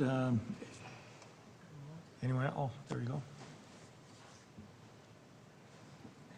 Janice Nelson, I live at 205 North Hickory, which is right down the street from where this apartment complex is planning on being built. And I hate to be a damper on it after all the people that are speaking up, and I think it's wonderful, the concept that is being brought. My main concern is that the amount of extra traffic that is going to be brought to that area when there are a lot of kids in that area. I have 2 young kids living in my house, and people speed down that road going 40 miles an hour now, and have all that extra traffic there is a great concern of mine. So I would really like to see a traffic study done to make sure that this isn't going to affect the people living there, because the amount of traffic now is bad. Adding all these additional people to it as well, it could really, really hinder how we live our lives in our neighborhoods. All right. And Kevin, please correct me if I'm wrong, but that's a part of the process is a traffic study. It's a condition of approval, but we wouldn't get there until preliminary. Right. So it'd be a required document at the preliminary level.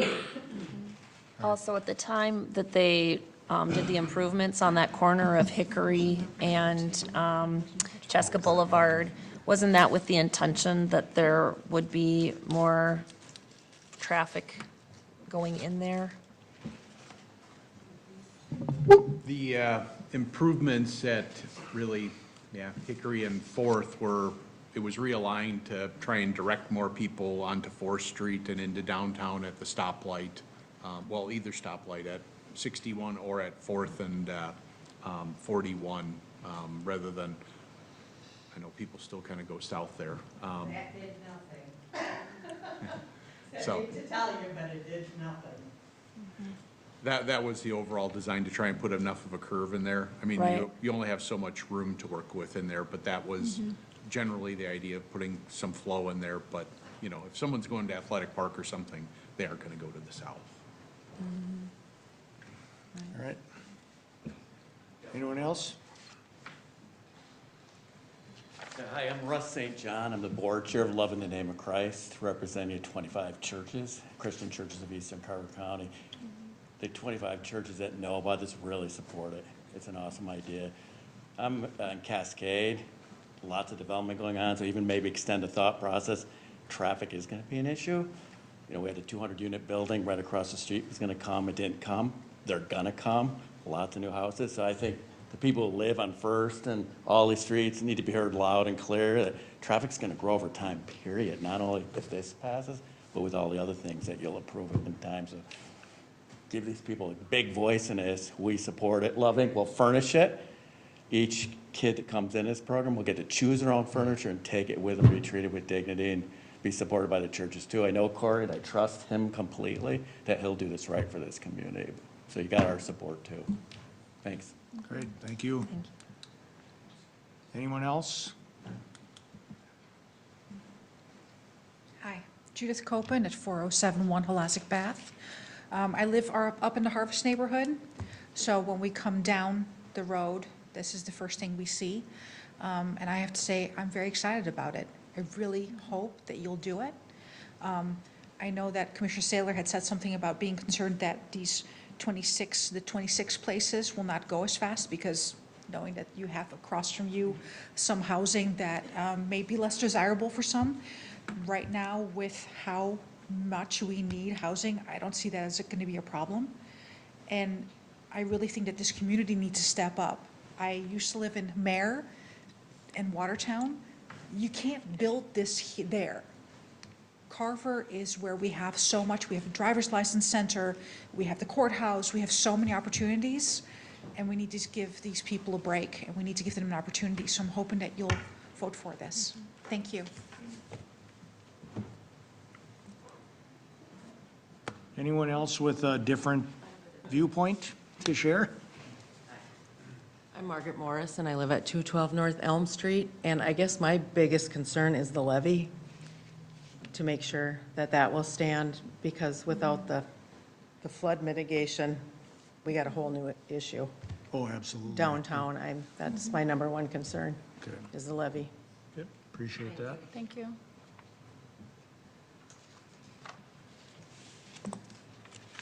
Okay, have we heard everyone that needs to speak? All right. Or sign their name. Pardon? Or sign their name. Yeah, and again, make sure you sign your name and address so that you're kept up to date on progress on this project. And if there's no more comments, I'll bring it back to the commission for our comments after hearing what the room had to say.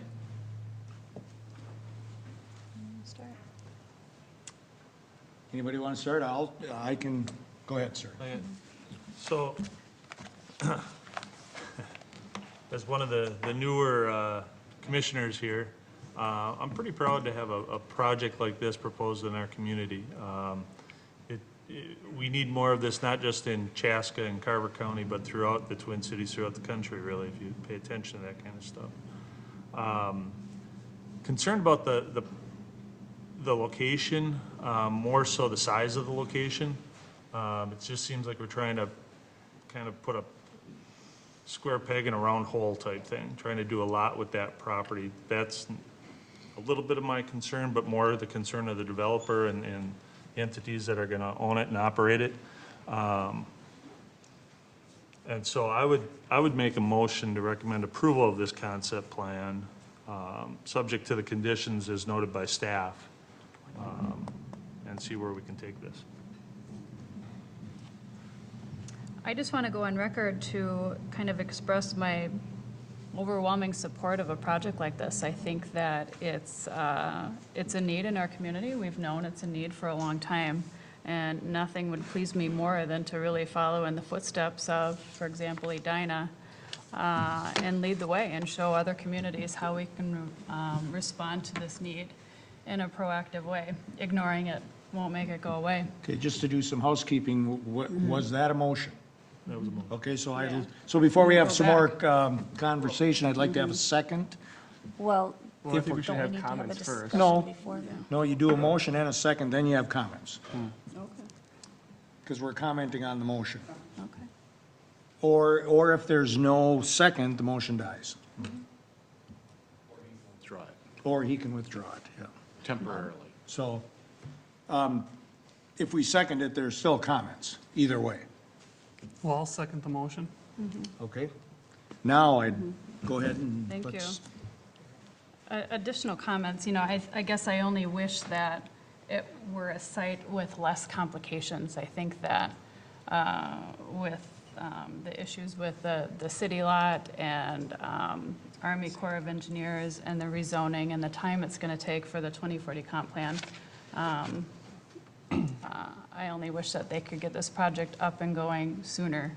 But that still doesn't change my opinion about whether or not it should move forward.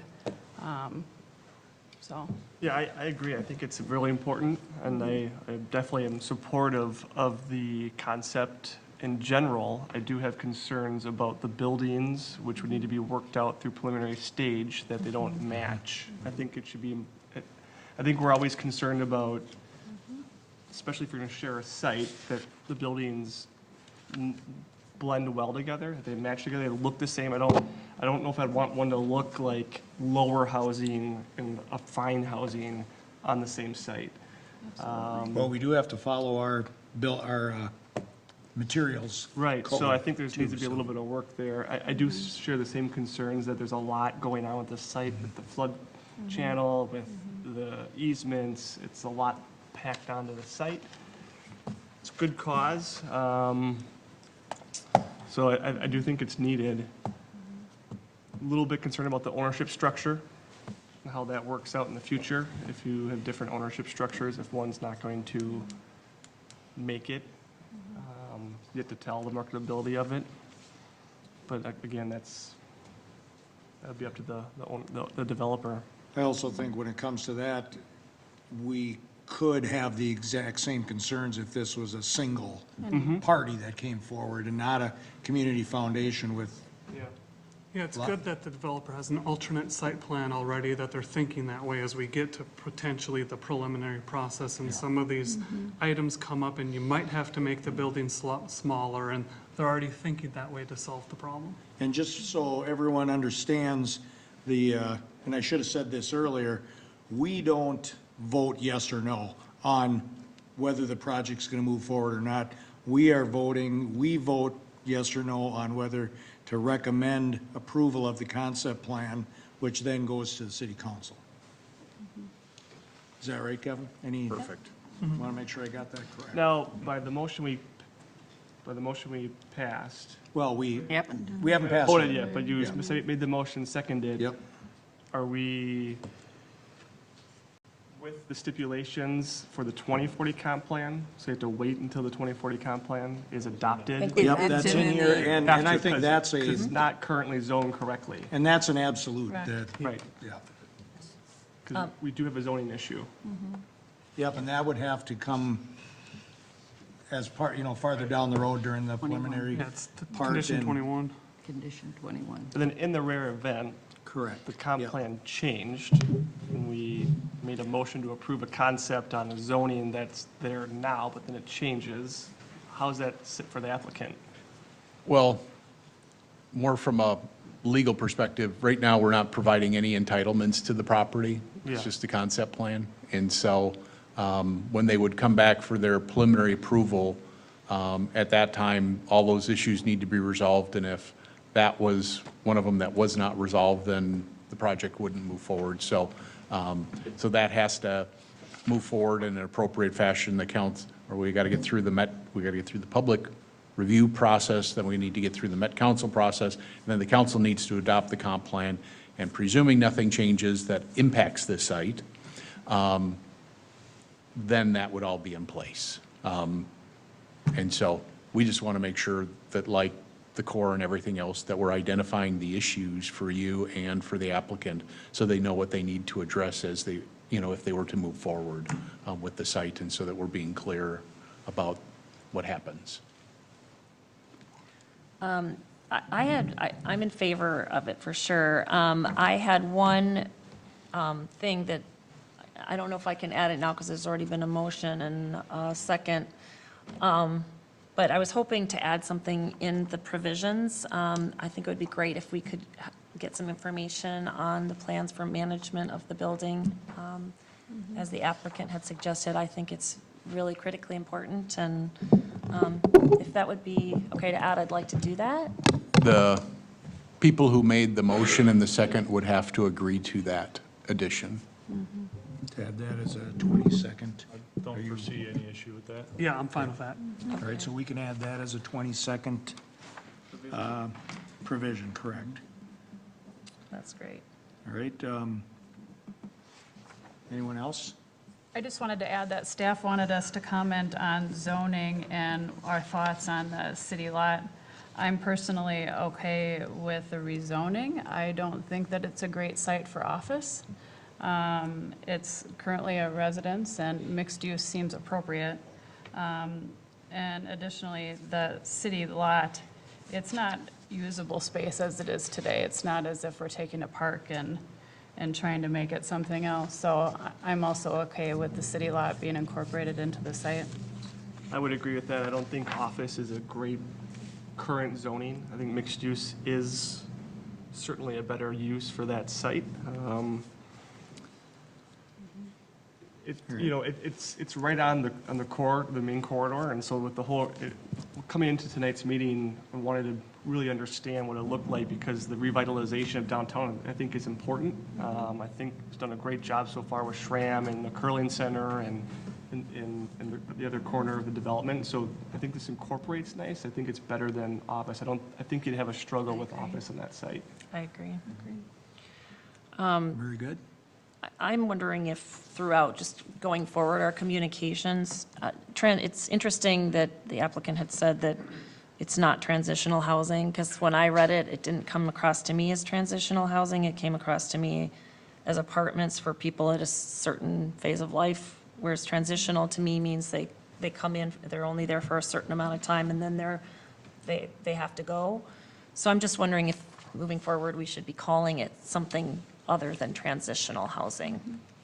I think that's a holdover from the previous conversations, but I think as a part of the applicant's preliminary application and with their people that they would have, it would be really incumbent upon them to provide us the correct language and all of those things in terms of articulating the site properly, and so that it's clear in terms of what it is and what it's not. Yeah, that makes sense. There's a lot of hoops that these guys got to jump through Yeah, yet. I mean, again, And, I love the concept. yeah, I'm in support of it, but there's some work to be done for sure. Any other comments before we take a vote? I'll just say one thing, I'm definitely for it, but it is with the concept plan. There are always many hoops, because their vision and our vision is not necessarily the same. And so for a concept plan, I think this is fine, but we should realize and know that it will change with information. Yep, and that's part of there's a 3-step process: concept plan, preliminary plan, and final plan. And the most work gets done between the concept and the preliminary plan.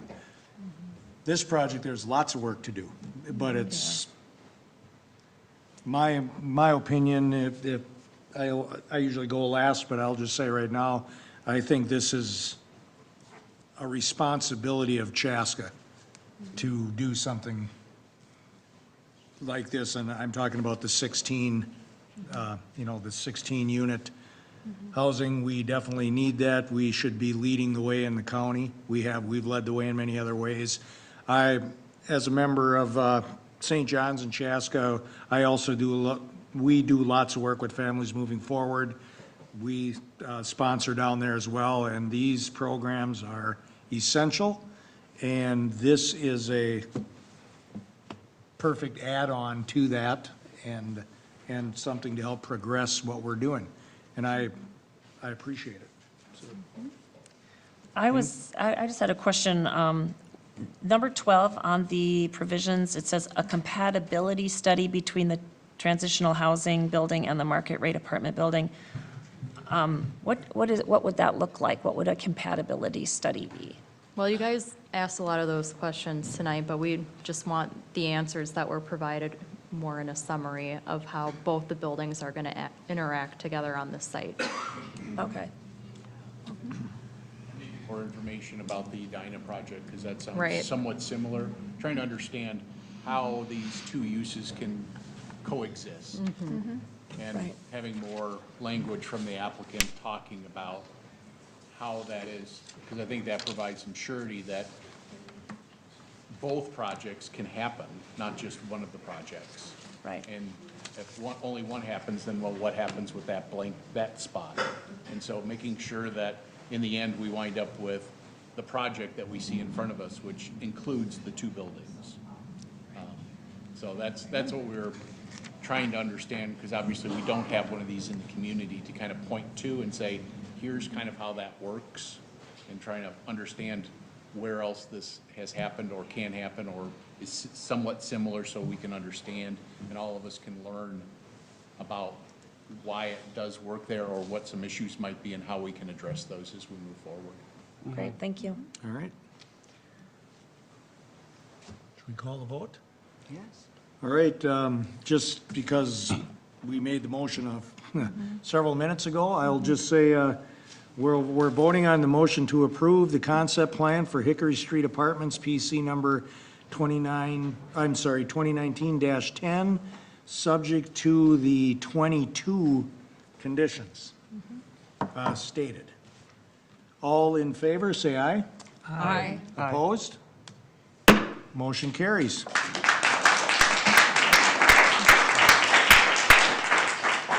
And we'd like to thank everybody for coming and Don't forget to sign all up. your positive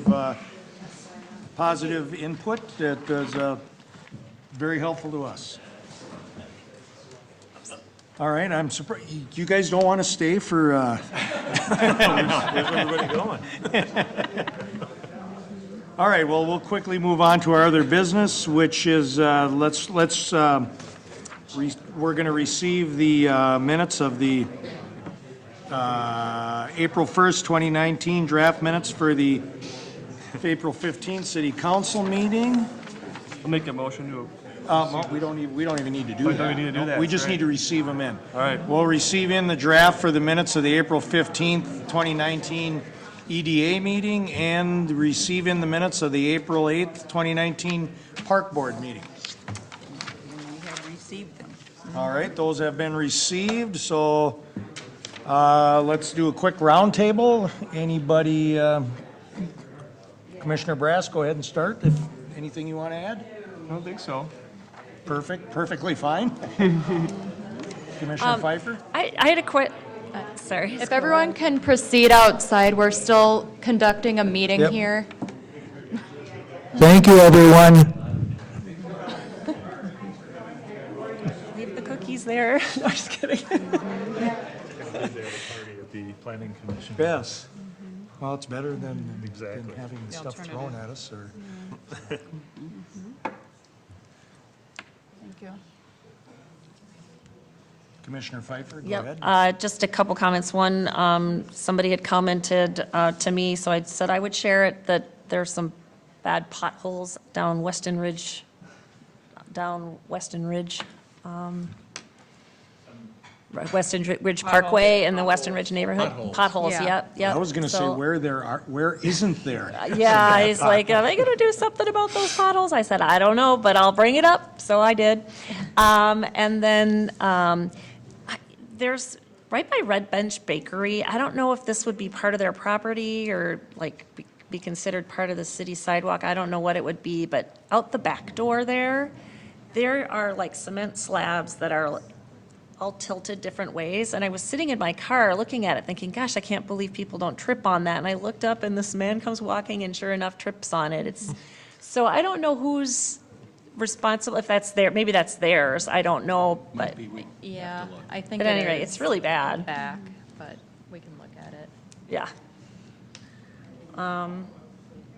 That's all I have. Okay. I don't have anything. I have nothing. Commissioner Cross? Unfortunately, yes. Kevin, there's a whole lot of planting right next to 41 on the east side of where it's been wide. Yep. Is that DOT or is that us? It's MnDOT. It's MnDOT. I'm certainly hoping that they're planting their salt spray tolerant plants.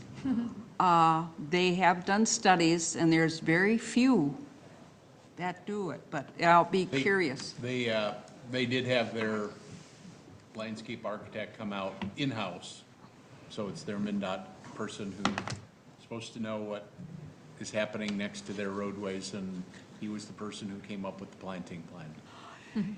It's a lot of plants. I think it would look nice indeed if it survives the salt. I would agree. Yeah, I was surprised too by all that. And then I just wanted to comment, since I was at the ARB today, about their traffic study that impacts only the north side of us, that is going to delay Highway 5 being redone, because they're talking is 2025 maybe, 24 maybe. But that whole area definitely has problems, and it'll probably force the Arboretum to change their entrance. But how soon, or have they started that yet, Kevin? We have not started the study of that area up there right now. It's primarily 5, but it includes Bavaria, 41, 82nd, and I think a couple other roads in the area. But that'll be, I'm guessing, a 1 to 2 year planning process that the county's running on that, because it's pretty encompassing, so there's going to be a lot of work to be done to pull all those different pieces together. And so we'll see how that kind of shakes out. I think it's a very challenging area all the way around, and so so we'll see how what plan they come up with, and then B, how the funding for that might shake out. Can I just ask if we have some high schoolers that are here to see how community works? That's what the nice young men who've been so quiet in the back. You came to a long one. They're not all this long. I got a quick question. Do we know, just curious on a personal level, Starbucks and Chipotle, when they're aiming for opening, do we have a certificate of occupancy date? I think they're planning on June Yeah, right now. I think both of them are Yeah, kind of shooting for about that time frame. yep. Okay. I think they're ready. I think it's just organizationally being ready to open. Right, The- yeah, I the saw structures patio are- furniture, out there and umbrellas. I'm thinking, well, they must be pretty close. I wonder if we got a, Yeah, it's, They're it- I wonder if we got Like a a new C. route to work? Yeah. Yeah, well, I wonder if we got a CO on that or what's going on, yeah. yeah, it's more of their opening schedule, I think, that's dictating when they go now. Commissioner Seiler, anything? Yeah, up the hill on Big Woods Boulevard, just south of 212, they did a bunch of work this past week on knocking down a couple of the old farmstead buildings. And I was wondering, just for that road on the schedule going forward, is there a expected closure, or when's the work on the interchange versus more of the street boulevard work going to take The place? interchange project was approved by the council on Monday night, I believe, and so the interchange to Savannah Way, part of the project will start relatively soon, like really soon. And then the Savannah Way down to Chaska Boulevard portion will be next year. And so we got really good bids on it. We were about 15% under our estimate, which saved about $1.5 million, which is really good. And so we were very excited about that, and so that project will start you'll start seeing stuff happen. Yeah, and across the road, across Big Woods Boulevard to the west into that field, which is probably gonna be that big park, they had markers going well into the field as well, so they'd done some sort of survey or measurements too. Actually, next month, oops, you got like, you could open it up for him. Thank you. The applicant will be in for their final plat on that area next month for the area west of Savannah Way, and so you would expect to see them, they're kind of, I believe, kind of working from kind of southeast up, you know, because the access is off Savannah Way, kind of expanding in there to the west and then going north from there. And so that's their next phases. And they've been, their products have been moving very, very well lately. I can, from tracking the building permits, that it's been, there's a lot of new houses happening there and will continue to happen in that area. So they want to add to their unit count pretty quick because they're going to start running out of lots. And so, which is good news for all of us. And so, so they'll be moving in there really quickly. That road to the west there is getting stubbed in at the roundabout right away. So- Correct. Okay, that's what Yeah, and so there'll be a lot of coordination and work happening in that area. And so it'll be a busy place for the next 2 years. All right. But the end is in sight. Okay, and just a couple of quick things. I'm very happy that Schramm is open. It's really nice up there. If you haven't been up there yet, be careful in the parking lot. They haven't redone the parking lot yet, but, I thought we were going to have a planning commission field trip. well, I think we need to do that. I might be having one in about 5 minutes. But, and then lastly, I believe it's tomorrow, weather permitting, Pioneer's gonna close again and get the busted up part of the road fixed. I don't know if 3 inches of rain changes that, or, Certainly may. yeah, so that might get pushed back. Otherwise, that was supposed to be closed, I believe, from tomorrow morning till the weekend. Right, to probably So- Friday. So that may change. That's it for me. So could I get a motion to adjourn? Motion. Second. All right, Commissioner Bowie and Commissioner Pfeiffer. All in favor? Aye. Opposed? Meeting adjourned.